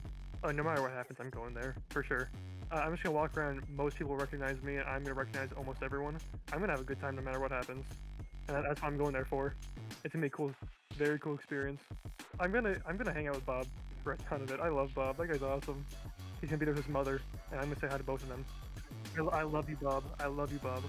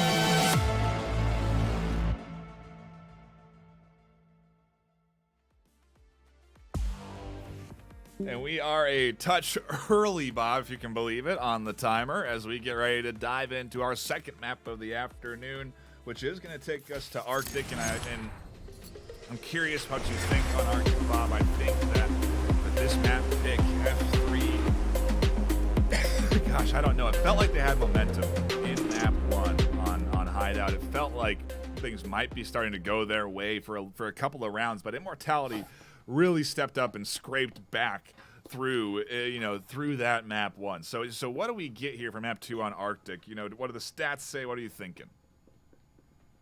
I don't know on Arctic. I've seen a couple of games here. I played on Arctic. I just can't get a read on if this is an offense or a defense-sided map. It might just be, that it's dependent on the team, but I can never, every time I seem to form an opinion on it, I get proved wrong. So we'll see, if, which team takes the early initiative here. Last game, it was F3. And then, they would have great rounds, and then they would have one round where they just don't play it super well, and then Immortality would come back and find a few rounds. So we'll see if that trend persists, in this second map, or if this one's faster than map 1. I don't know. We could go to all 12 rounds again. We could be done in 7. It's hard to do this, but these two teams are fairly even in skill, if that's anything to go off of. So I think we might be in for another great matchup here as we get into round 1 of Arctic. 2 minutes 15 seconds left on the clock, and F3 slowly making their way through fuel and into boxes. It comes Namguden and Akira, not too far behind. It looks like they may try a push onto side A. A slow and steady approach for F3 here on Arctic, and as you saw in the match page there, 73% win rate here on Arctic. That is a tremendous win rate. That's a huge nade. Bowled down the alley from Nile, almost catches out Akira, but doesn't, and they'll survive to make this a 5-4 and maintain a player advantage for F3 on the push in on the pistol round here, as I got to swap sides on the teams because F3 is attacking and Immortality are defending. We do see again that Taurus coming out from Caramel. They may be able to make that work and find a couple of heads from F3. We've got 1:15 on the clock, and F3 are certainly taking their time with this push. They do have some breaching foam, and it's on the Site A wall. Not a terribly good frag. An F-tier frag is mad. Takes out Capse, rotating back into Site A, and they managed to escape that big stack from F3. But they are moving into tubes now, and I'm wondering when they're going to decide to open up that wall. But they're burning so much time here, Nightfire. Only 45 seconds left, and it's a 4 versus 4. They're not leaving themselves with a whole lot of time to push this site. Yeah, Matt is nicely tucked in here. Zav waiting for this push through. They need some utility to really crack this open. Otherwise, they're going to have a hard time rooting out this defense. And you can see Monkey Dot trying to open up the other objective so that they can put pressure onto B and force some rotations. So little HP, though, across the board for F3. They definitely do not have the advantage. Here comes the push in. Sam the Smith patiently waits, and Carmel connects with a headshot, and the low HPs of Yellow Mac and Gnome are cleaned up by Immortality, and their Arctic opener on the pistol set does not go the way of F3. Their win rate now 100% loss in map 2 here against Immortality. I was going to say that I don't think that went the way that they intended it to go. They opened up that push into B, but I mean, this is a mistake that we've seen not just EU teams make, but also NA teams make, waiting way too long to push into the site. You've got that 4 versus 4, almost everybody's alive, and you've got less than a minute on the clock. When you try and push onto the defense, it's so much easier for the defending side because all they have to do is just stall you for as long as possible. And that we had great setups from Immortality in the site. They just caught those two players who tried to make entry. Didn't work for for F3 in the slightest, but we'll see if Immortality can keep up their momentum here. F3 on a couple of players on a super eco, Akira and Yellow Mac. But Namguden, Monkey Dot, both picking up those Spectrals, and Capsay going with the Cyclone. 2 minutes 50 on the clock. Will Immortality be able to find this round as well? We'll have to see as we do get ready to dive into it. Second round of map 2. If you're just tuning in, you've missed a bit of action already, to say the least. A 6-6 opener. Guaranteed 3 maps today here as Arctic goes underway, and only one Vezin for Nile. We'll see how much that plays into this push as a stacked F3 team prepares entry onto, I think, B site. Yeah, it looks they're pretty spread out at the moment, but they are going to get ready to stack onto bunks. They do have breaching film applied to that wall in gym, and we'll see if I think Immortality has some good positioning set up here. We'll see if F3 can make this work, but look at that beautiful crossfire. Oh my goodness, that three-way from Mad, Nile, and Zav all firing into gym.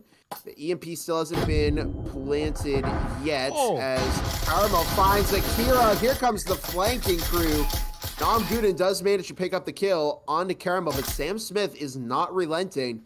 They're still playing up by Cafeteria. Now I think it looks like they are going to rotate back to Site A, but Yellow Mac, Namguden, going to try and get that EMP planted. I think Zav might be stuck there at the moment. Yellow Mac just trying to get that EMP in, but again, they're at kind of the standstill. Yellow Mac looking to get that EMP planted, but Zav leaning around the corner, finds the kill onto Yellow Mac. Mad finds one as well. It's just down to Monkey Dot, and again, we're seeing this problem with this F3 offense. They're not playing aggressive enough, and I don't think they stuck together quite as much as they should have there in that round, and they're just giving Immortality quite a bit of momentum here on the defense. Immortality are stepping up to the task of defeating a team that has a superior win rate against them on this map on Arctic, and it is superior. Again, I flashed the seasonal performance from this team with F3 going 78% on win rates for rounds played. 27 rounds played, though, so not a ton of rounds. In comparison, almost double the amount of rounds played on Immortality's side, with 40 rounds played and still a positive win rate of 53%, which means that they do win on Arctic more than lose. Just not as much as F3 did in the 6 games they played in the regular season. So it's hard to really weigh on the stats per se when you have this F3 squad, but Immortality definitely have the wherewithal to put up a solid defensive half. The question is what happens when we swap sides. Is it gonna be another 6-6? If the fact is that they only really win half their rounds, we'll have to, F3 got to step it up now, because now is the full buy Bob, to the point of what happened last time in map 1, excuse me, a 2-0 lead for F3 is what they started with, and then quickly it turned to a 4-2 half for Immortality. So that we could be seeing something like that again here, but in favor of F3 this time.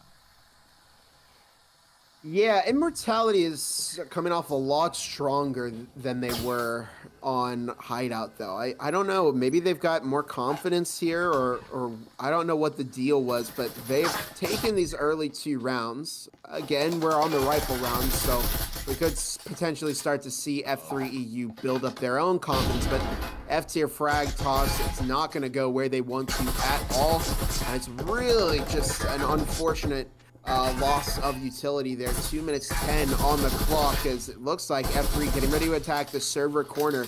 They do have Namguden watching for any kind of flanker. Yellow Mac moving up to the door blocker, baiting out those trip mines.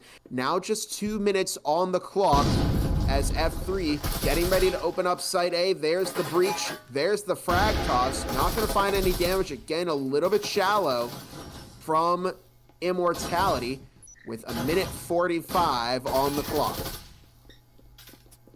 They're all positioned, tucked and waiting, leaning and looking, trying to find angles down into a site and not finding much of anything.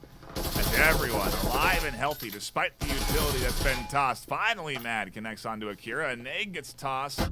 That does not kill anyone outside. And on the flank, we do have Yapze slowly rotating around to potentially be a threat once this team collapses in, and I think that's going to be a key element in trying to disrupt this defense, is get that flank through from that back door. Yeah, Capsa's getting ready to push in. Yellow Mac still waiting at the door. Zap trying to hold down the fort. Oh, and there goes. Hey, what a flick from Mad as Zap finds a kill onto Yellow Mac as well. And it looked like it was going to be a stronger performance from F3. Monkey Dot manages to find Zap, but Niall taking out that final kill as it's a hat trick for Immortality. And I gotta say, both sides had some pretty questionable grenade throws there. I think a lot of utility could have changed how the overall outcome of that round went. But I mean, we saw somebody throw an incendiary and it went behind them. It hit the corner. Frags bouncing where they shouldn't go. And yeah, I think it's just kind of the struggle there. You can't get that utility to go where you want it. And it hurt the overall performance of both teams' pushes. But overall, Immortality, they used the gun skill in there and they just pulled a win out again. But I thought Capsa might have taken Mad off guard and pushed the round in favor of F3U. No such luck. I mean, what a spin connection from Mad there. That was insane for them to get that kill, and that would have been it would have been devastating. I think there's been a few moments that we've had there where if a flank like that had I feel like it happened last map too, but regardless, it was a huge moment that could have meant F3 back into this 2-1, economy in their favor, coming off of a win. It would have meant everything. But it's instead Immortality solidifying their lead now, looking to go 4-0 on the defensive half here with F3 taking an eco round. And look at that, Akira actually finding a pick on Niall very early into the round. That's a Vezin drops, and F3EU could actually take that and make a lot of use of it. They are rotating around to Kitchen right now. Caramel is right outside of Cafeteria. And this is making me a little bit concerned for Caramel here because, I mean, if they swing this, they're going to be swinging into all 5 members of F3EU. That would just be so unfortunate for them. They do manage to find the kill on the Capsa. Good rotation. They're heading back over to Site A, not giving F3 a free refrag. Zap, however, did also go down. Now there's 2 minutes on the clock as Akira finding another one takes their 3rd kill of this round. It's now just down to Mad and Caramel, and we're really not seeing a great response from Immortality here in this round. Tucked into the back of B sites. Immortality, they see their first L, and quite frankly, we could be sprinting to 3-3 at this pace. Huge pick from Mad, though, to chip them down on offense. Still have good angles, still have full Vezins in hand and full HP bars. So it's not going to be easy for F3 to work in without any utility in hand. It's going to be simply rifle challenges. And with 1:15 left pushing B site, I don't know that with just rifles they'll have the best chance. A site certainly feels like the right option if they do want to do that sort of rifle challenge, but I don't think they want to get trapped inside of A. So I think B is still on the menu here as they crack it open, and Carmel and Mad still tucked in, waiting. 55 seconds left. Yeah, they've got numbers, so they're not out of. They're not out of the woods yet on Immortality. They can absolutely get outnumbered by F3. Frag tossed in the back of Site B doesn't quite get anybody, and that little piece of utility is may end up hurting F3 at the end of it. But Matt pushing up finds the kill on a Monkey Dot.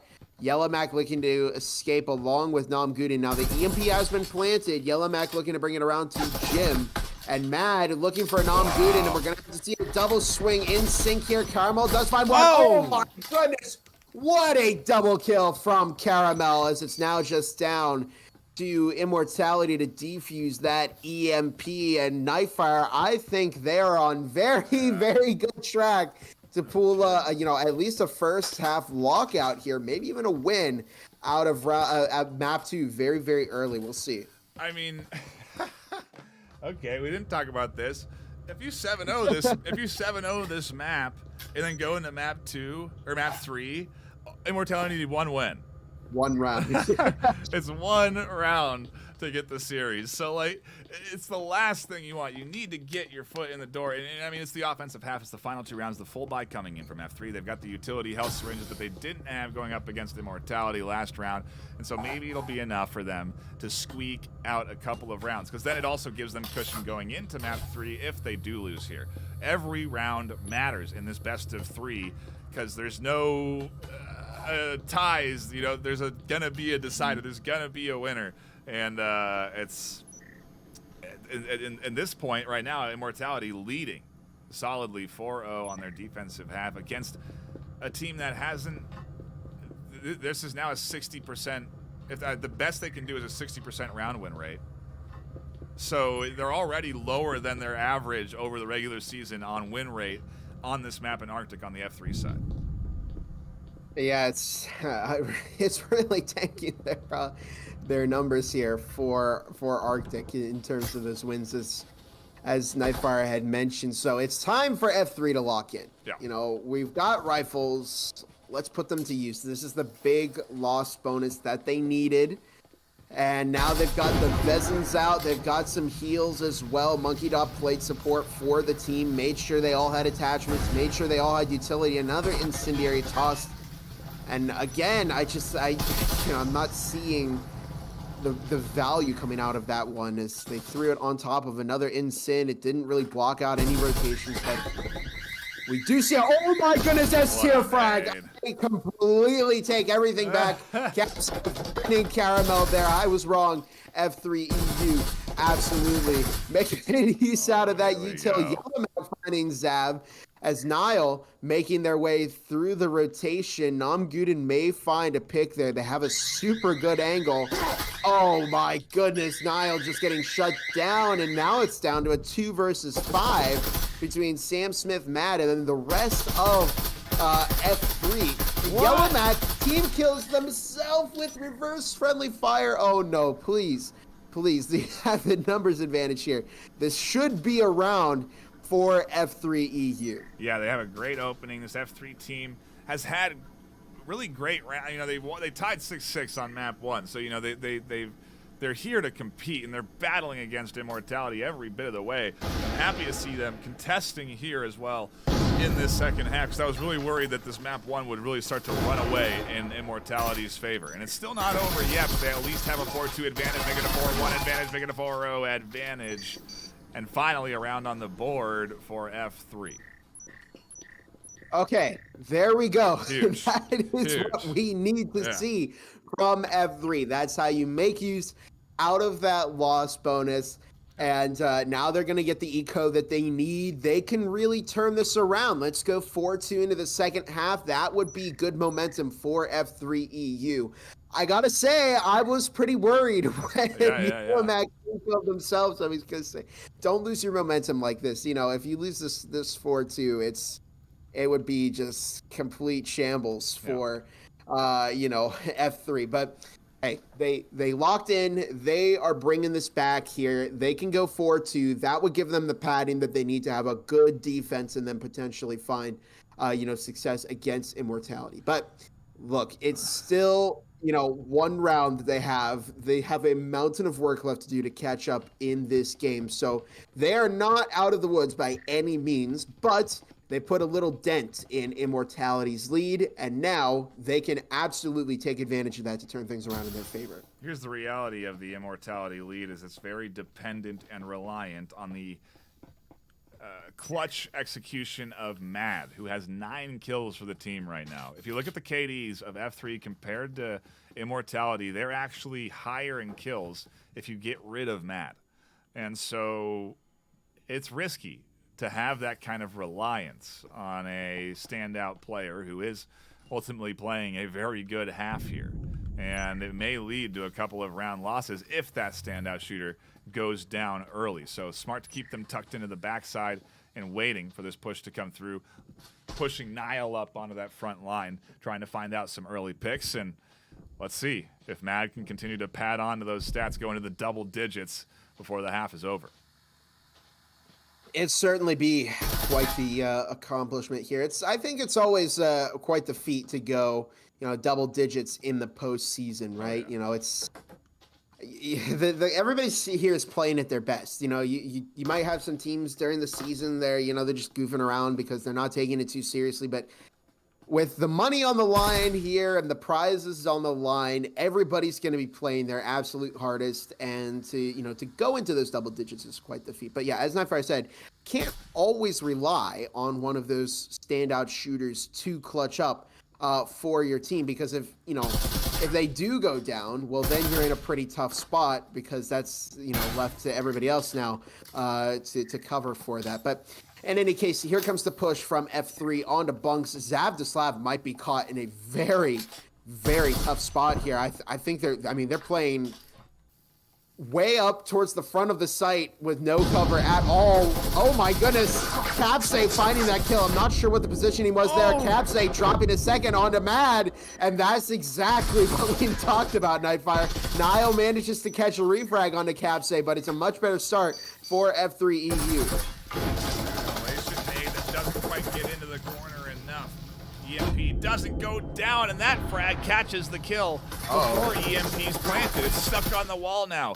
We're into a 3v2 that favors the Immortality team. Gnome Goodens with a slice of HP getting challenged, and a little over-aggression. Oh, yeah, absolute over-aggression from Nile there. I think they got a little kill hungry, but, Nom Goodens in a really tough spot right now, right? Because the EMP's not planted yet. You've got no teams to back you up. You're low on health. There are a couple of stims in that breach. Their own activates.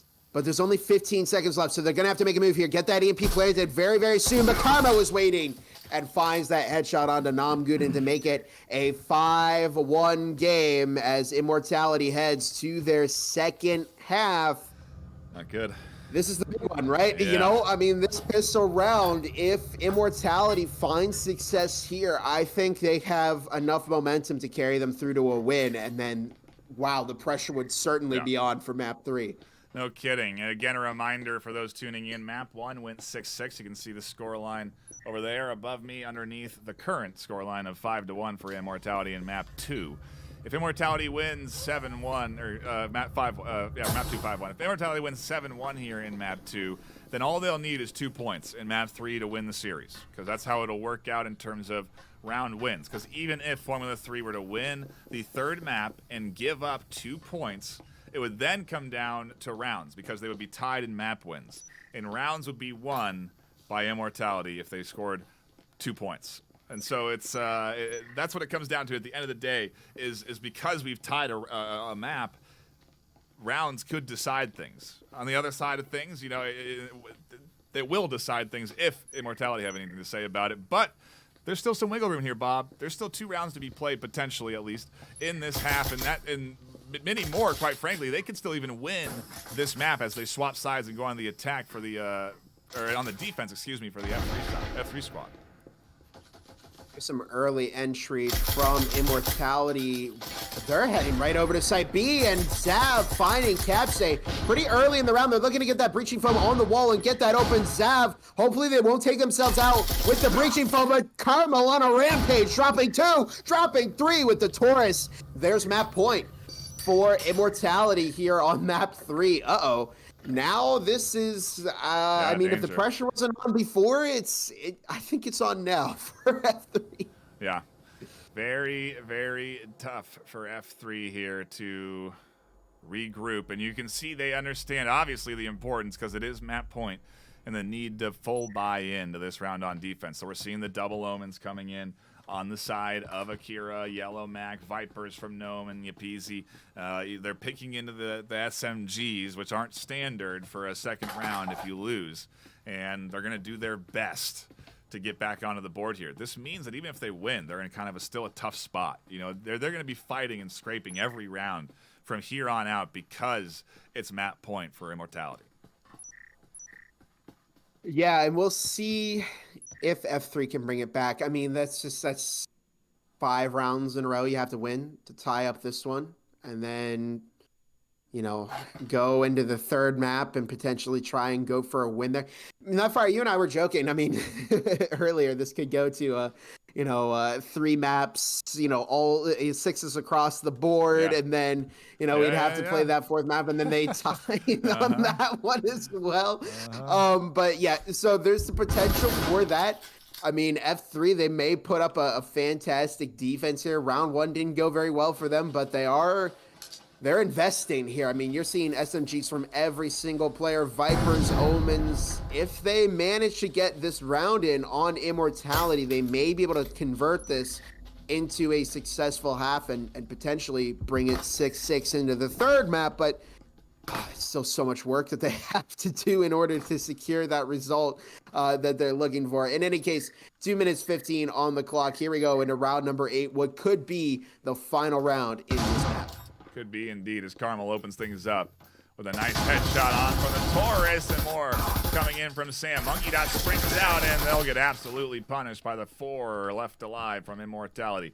And F3 are clipped down to 2 remaining to try and lock in a round and keep this thing alive on map 2. Otherwise, it's Immortality absolutely running away with things on F3's map. Not what I was expecting here this afternoon, and how this series was going to unfold. Yellow Mac pops up to their death, and it leaves Gnome alone. The fan club gonna root for Gnome until their death, which will be now, as Immortality are the first to lock in a map win, and they do it in a big way. 7-1 here, Bob. It means that in this best of 3, if it comes down to a third map, that it's only 2 rounds are needed for Immortality to win the series. Yeah, and that would be. I think it's very unfortunate that they went out here on their map. I think we're seeing the difference between that diamond tier team and that gold tier team, right? Because I mean, there's still 4-2 from F3, 5-1 from Immortality. They've had some tougher opponents on Immortality, and they're definitely starting to run away from F3. I mean, they absolutely did. Their 7-1 is quite the score, and so now the pressure's on to Formula 3. I mean, they had a decent first map, but they weren't able to pull a win out of that one. So now there's a lot of pressure here, and again, lose 2 rounds, you're already out. And yeah, we'd be wrapping this up because we do have to get to NA in about an hour from now. So so that's we'd love to stay and watch how that last map plays out, but of course we do have some other things to prepare for. But in any case, we're going to get ready for the third map here very briefly. I'm not sure where we're going to go yet, or if we are on a timeout or not. We're going to try and figure that out between the teams. But I mean, if you're F3EU, I believe they get to pick the map now. Where are you going? You just picked your top map and it didn't work out. Yeah, it's you're in a tough spot, to say the least.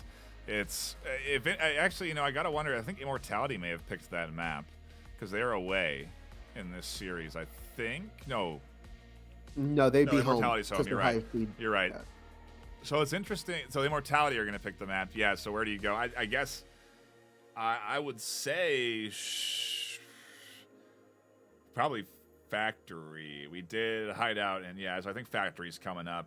It's, a middle-of-the-road map there for Formula 3 with a 63% win rate. In comparison, a 49% win rate for Immortality, but they played it 71 times. So either it's picked against them a lot, and they don't have a good time with it, or they like to play the map and just have had a tough time against their opponents that they played on Factory. That's kind of where my mindset goes there for Immortality. But we will have to see how that shakes out. And again, a shout out to everyone tuning in. I do see someone mentioning that it would be more interesting to have things based off of map wins, and I do agree. I think one thing that me and Bob have talked about offline that we'd love to see is no more ties in maps. I think the fact that it's built into the game is just how it is. But they do have a feature, I believe, in competitive, where if you do tie, you play one more round, and that final round decides the winner of that series. And so I think that would be obviously the best way to go about it, because then we would be able to base it on map wins. If it was simply a way to break a tie 6-6 and have a winner 7-6, Bob, we wouldn't have to base it off of rounds. We wouldn't have to do it in the way we do it. But because it's the way the game is, there are ties there in the current settings. The format is based around that. So it's off of rounds, and we're gonna find out if 2 more rounds are in the cards for Immortality with our final map of the EU quarterfinals, the top 8 single elimination, and we are headed to Skyscraper. It all comes down to this, Bob. Immortality with a pistol win and a big bye into their second round could net what they need. In comparison, Formula 3 EU are starting on defense on Skyscraper, and historically it's led to defensive favor because of this map. Postseason, I'd argue otherwise. It's actually led to offensive side more so than defense, I feel like. Well, I don't really know how to feel with Skyscraper anymore, because it feels like there are teams that, wow, they have an amazing offense here, but then you get to Ignite versus Fusion, which happened yesterday in NA. Ignite took map number 1 and then proceeded to go and get locked out in the first half by Fusion, who put up an extraordinary defense. So yeah, we've definitely seen, I think teams might start, they might think, okay, the better side to start on Skyscraper is offense, but that's not always true. I think it really comes down to if you can play a good defense on Skyscraper, it's absolutely the stronger side, but we've also seen teams not have a fantastic defense here. And then in that case, the better offense, starts to pull away and get more momentum. But yeah, we'll see how it goes. F3 EU starting off on what is said to be the favorite side here on Skyscraper. So they may be able to get some early momentum. But remember, there's just 2 rounds from Immortality. I mean, if they win the pistol round, next round, it's already over before it even began for F3 EU. But we'll see what happens here as a frag is tossed out. 2 quick kills for F3 EU suggests that maybe we may be in for another interesting map. Nile swings in. Yellow Mac catches that kill. It's already a 2 versus 5, and I think we start to see. Oh my goodness, just completely shut out of the sight. I think we're seeing that that happening where it's maybe a little bit overconfidence on that offensive pick.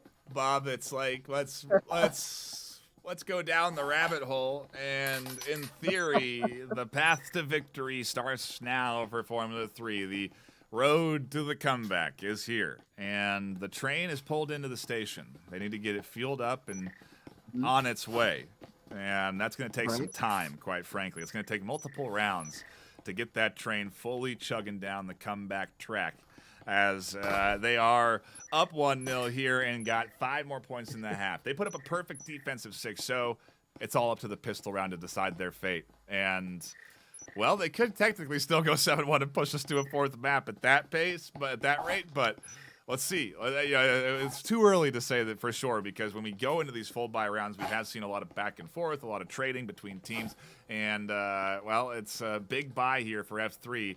They need to start momentum rolling, and they've got 2 Vezins in their hand to do it. Yeah, we'll see what they can do with that hypothetical comeback train. We got it to the station. Can we get it fueled up? That's the next question there. But in any case, yeah, there's a lot of work for F3 EU to do. So I think for starters, it'd be a good idea to lock out Immortality here in the first half. And I mean, it's no easy feat, but to be fair, all they can really do is lose 1 round. That's the only little bit of wiggle room that F3 EU has at this point. A 2 rounds would automatically be, that exit from the postseason for them. So there's just so much work to do. And I think really if you lose 1 round, either way, that would just be enough momentum in favor of Immortality to take it home. Well, we're here to find out, Bob. And the push coming in on A site from Immortality as they stack up, foam down, and try and get control of the long hallway with a limited utility kit. Big picks, big nades, and no HP left across 2 of the players on Immortality. And look at this, Zav Mad so low. And Niall, Sam Smith still on full health, but I mean, they can't even get into the site. They can barely get into the building over here on Immortality. So I think we may be in for a very fun first half here if F3 can still put up, you know, a defense like this. Now, next round should be the rifle round, Namguden finding Niall. So the pressure's really going to be on for F3, and we'll see if they can manage to continue to find momentum against Immortality. But they're rotating right now. There's only a minute left on the clock, so we can't crouch across the entire hallway and then down the stairs. There's just not enough time to do that. And I'm wondering what the idea is here. Super eco from all three of these players, and it looks like the strategy is to go for that conga line down the storage hallway. This is pretty powerful, and we do see this used quite a bit here in competitive play, but only 40 seconds left on the clock. They may want to speed up that train a little bit more as they head over to that hatch onto Site B, which is management. They may do like a little bit of a blitz full send down this hatch, but they're going to drop right into a Vezin, which, that would be very hard to watch. Could be a nice triple. As here they go, flying down, and wow. Sure is. Akira cleans them up. Yeah. Limited HP, not necessarily barring them from death either way there. And a 2-0 opener for Formula 3. Immortality seemingly relaxed, Bob. Congolaning their way down to that round. And wouldn't it be bittersweet if things didn't go the way that Immortality is feeling that it might go right now? Wouldn't it be bittersweet if a 6-0 half here came through from Formula 3? Because that's what is at stake. That's what they're mounting towards right now. This Formula 3 team has some confidence coming in right now. And if they win this rifle round, it's going to mean everything, Bob. It's going to mean that there's really a 4-0 almost guaranteed into their favor as long as they play a conservative defense going into that fourth round. And then it comes down to another big couple of rifle rounds, but it's there.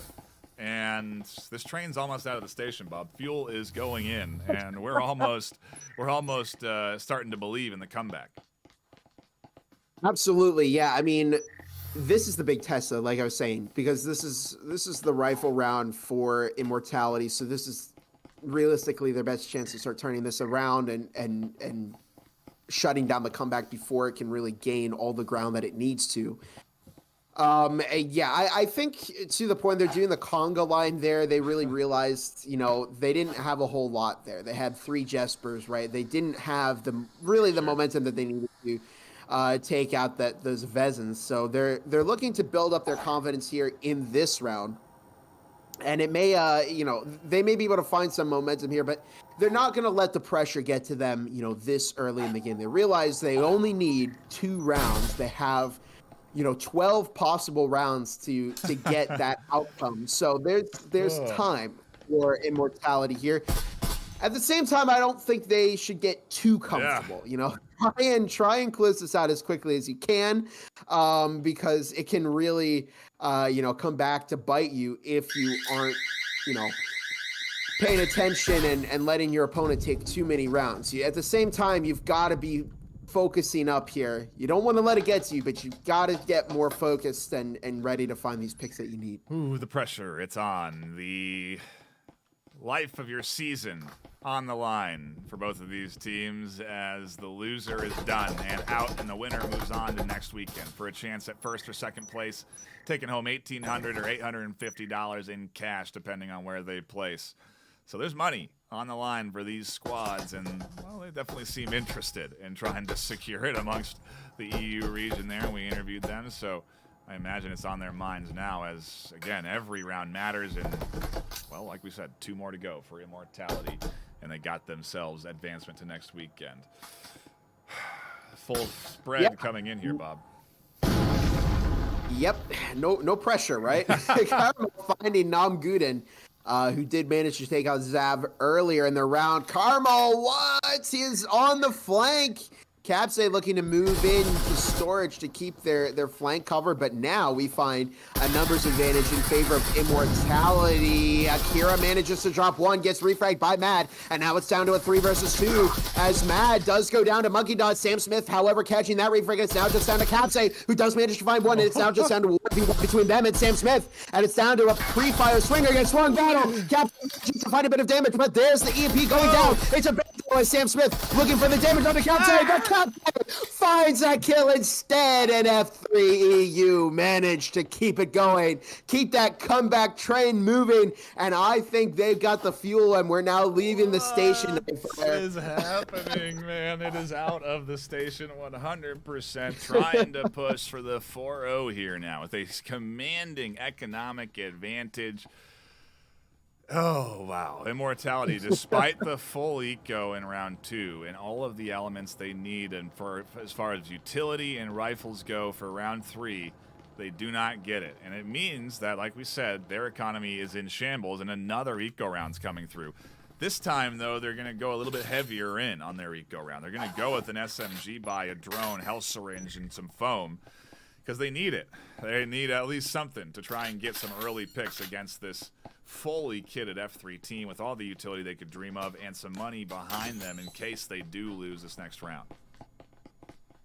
Yeah, so maybe Immortality is starting to go, hey, we could potentially lose this. We lost our rifle round. We were supposed to win that one. So we could potentially start to see a little bit more mental pressure. But still, we are early in the game. But F3 EU does have the material advantage right now. Immortality stuck on those pistols, and yeah, they purchased that RCP, so we could see them bring it back. I mean, it's all coming down to F3 playing this smart. Don't feed them ones, because if you give them a Vezin, they recover that, it's quickly going to come back on your team. You've got to make sure that people are sticking together. You're not pushing out, unnecessarily. Yellow Mag is playing an aggressive position here in Podcaster, and Zav may try and find that, but Akira does drop Caramel. We could see that 4-0. It's all about preserving the lives of their teammates here, and Zav finds Yellow Mag. This is what I was talking about. Akira is going to have to go and toss that frag out. That might find Zav, and finds quite a bit of damage onto Zav, but here comes the push from Immortality, and they find that Vezin, and now I think if they continue to lose their players like this, they're going to start to hurt their own eco patterns on F3.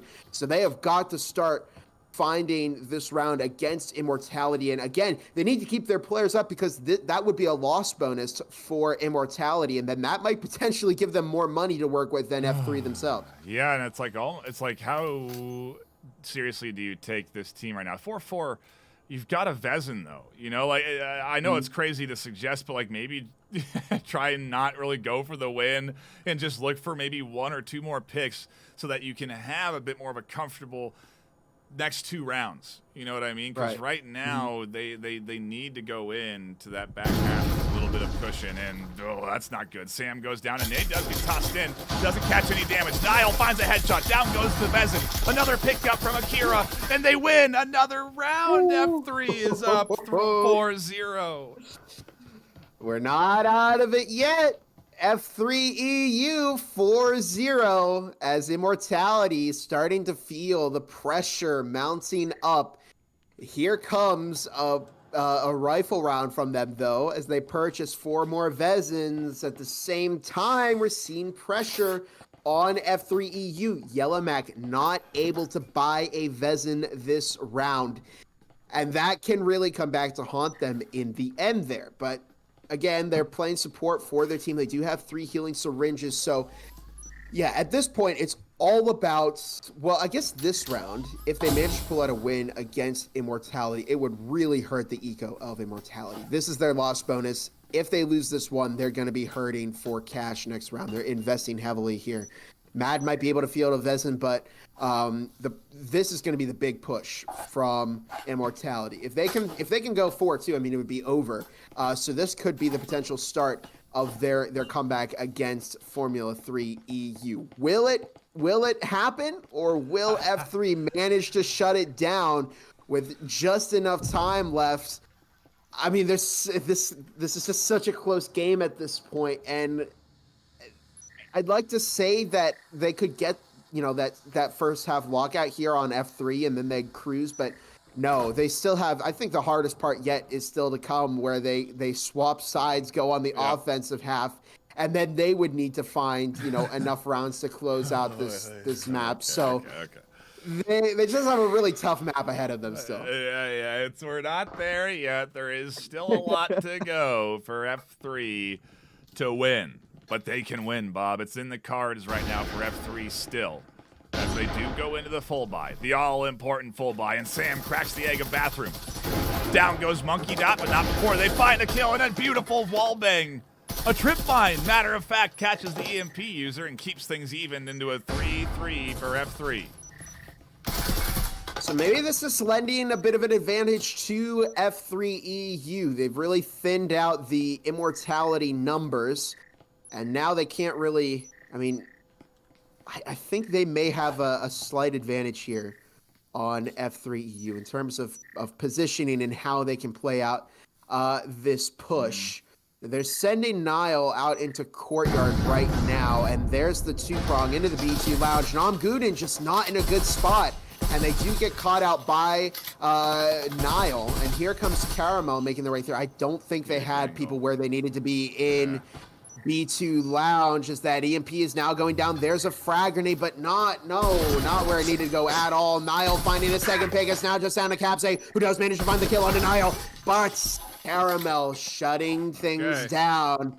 That's a foot in the door for Immortality. We still have one round to go here in this first half. And now F3 EU cannot lose another round. Oh my goodness. If the pressure wasn't on before, it's on now. The hands are sweating over here on our side, on my side. It is like I'm climbing a mountain as the nerves are starting to go up here. And I can't believe the series that we've got to tune into here, Bob. I expected this to be 2 rounds and done for Immortality when we got into the final map, because that's all they needed. But we really got what was, I guess, maybe the 2-round curse for Immortality in effect here, where they simply could not get the 2 points they needed here at any point in those last 5 rounds until finally they squeak away with one. And I quite frankly was thinking, well, Yapte's going to clutch again, another 1v2, and they're going to win it, but doesn't go that way. And only one more needed for the series for Immortality. It's an opportunity for F3, while they're still on defense, though, to go 5-1, swap sides, take the pistol round, and still have an advantage for the 7-1, which will take us to a 4th map, Bob. Yeah, so the win is out the door. Now it's down to the 4th map. Can they get 3 more rounds over here on F3 EU? It feels like, just talking about it would be an easy enough thing to do. You're already ahead by 3 rounds. Just what's 3 more? But we see Immortality. They've got a lot of utility. 4 syringes in this round. They've got a lot of support items, and F3 EU not able to get even 5 Vezins fielded. They're still on 4, but I have a feeling that they're gonna kick it into high gear now. They realize just how dire their situation is, and they're gonna start bringing everything that they have here in this matchup. What a beautiful shutout from Monkey Dot, who found Nile there. That's the start that we need to see from F3 EU. They can potentially still stay ahead in this matchup. They need to do what was done to them in map 2. They need a 7-1 on Skyscraper, and they were quite frankly barreling towards the 7-0. But a vital round has now put us to series point, and as utility comes in, a big pickup from Mad comes through. They've been the standout shooter for Immortality in several of these rounds already. A nice counter frag from Sam. Big damage done through the wall, and a near wall bang connected as Zav and Mad barely survive the onslaught from Monkey Dot. Carmel finally finding the frag, pushing into sight, and a double for Carmel. It leaves Akira alone and dead, and that's the series. That's Immortality, locking in their advancement on to next weekend, and that's Immortality remaining immortal, not being defeated by the likes of F3. And That's all she wrote, Bob. That's all that we need to know for our winner to be decided.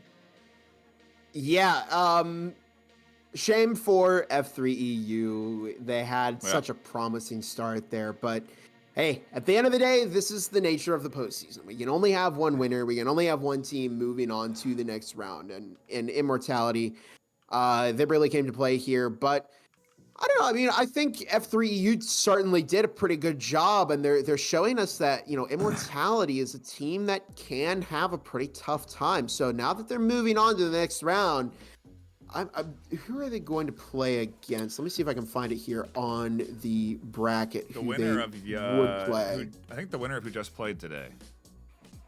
Right. Yeah. Okay. So they're gonna go on to play IV. Yeah. Do you have a prediction for that?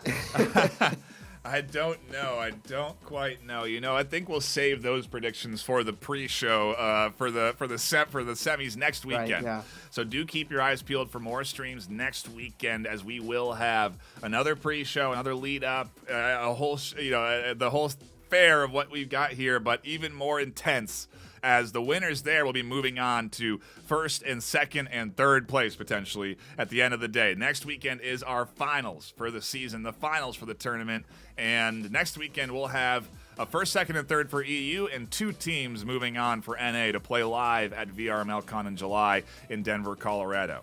It's an awesome, awesome couple of weekends left. We still have NA later today. In about 1 hour's time, the pre-show will begin with some interviews leading into some discussion about the teams, and then the beginning of the matches at 2 p.m. PST. So keep your eyes peeled for the North American Top 8 Single Elimination Day to start at 2 p.m. PST, and then after that, we'll have everything we need for next weekend. Well, we'll be moving on to some big games for the semis and finals next weekend. So if you haven't already, subscribe, because we're almost over 2K. We're almost at the 2K mark, so hit the subscribe button, hit the thumbs up button.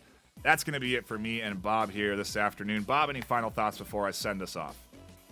Great matchups all around, .com and IV, and then in this round, Immortality and F3EU. I mean, all teams do a good job, during the regular season, and they make it to this point. Even if you're going out round 1, I think that's still something to be proud of, that they managed to come here and then put up such a good fight. But yeah, I mean, time to go on a training arc if you're F3EU. Yeah. You can come back next season. There's still chances to bring it back. But overall, good matchups. I'm excited for what we're going to see next week. EU has certainly had has had a very fun first round. No major upsets yet. Yeah.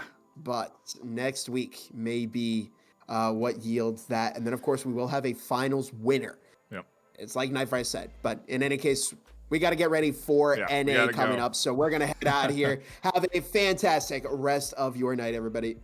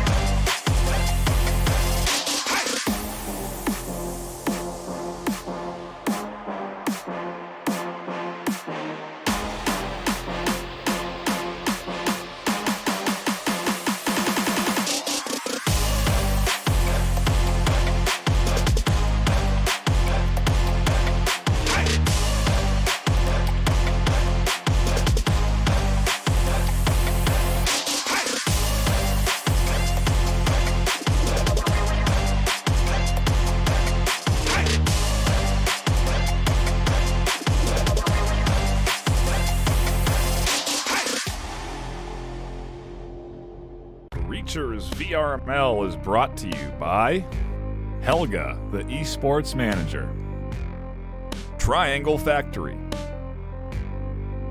Thanks for watching VRML.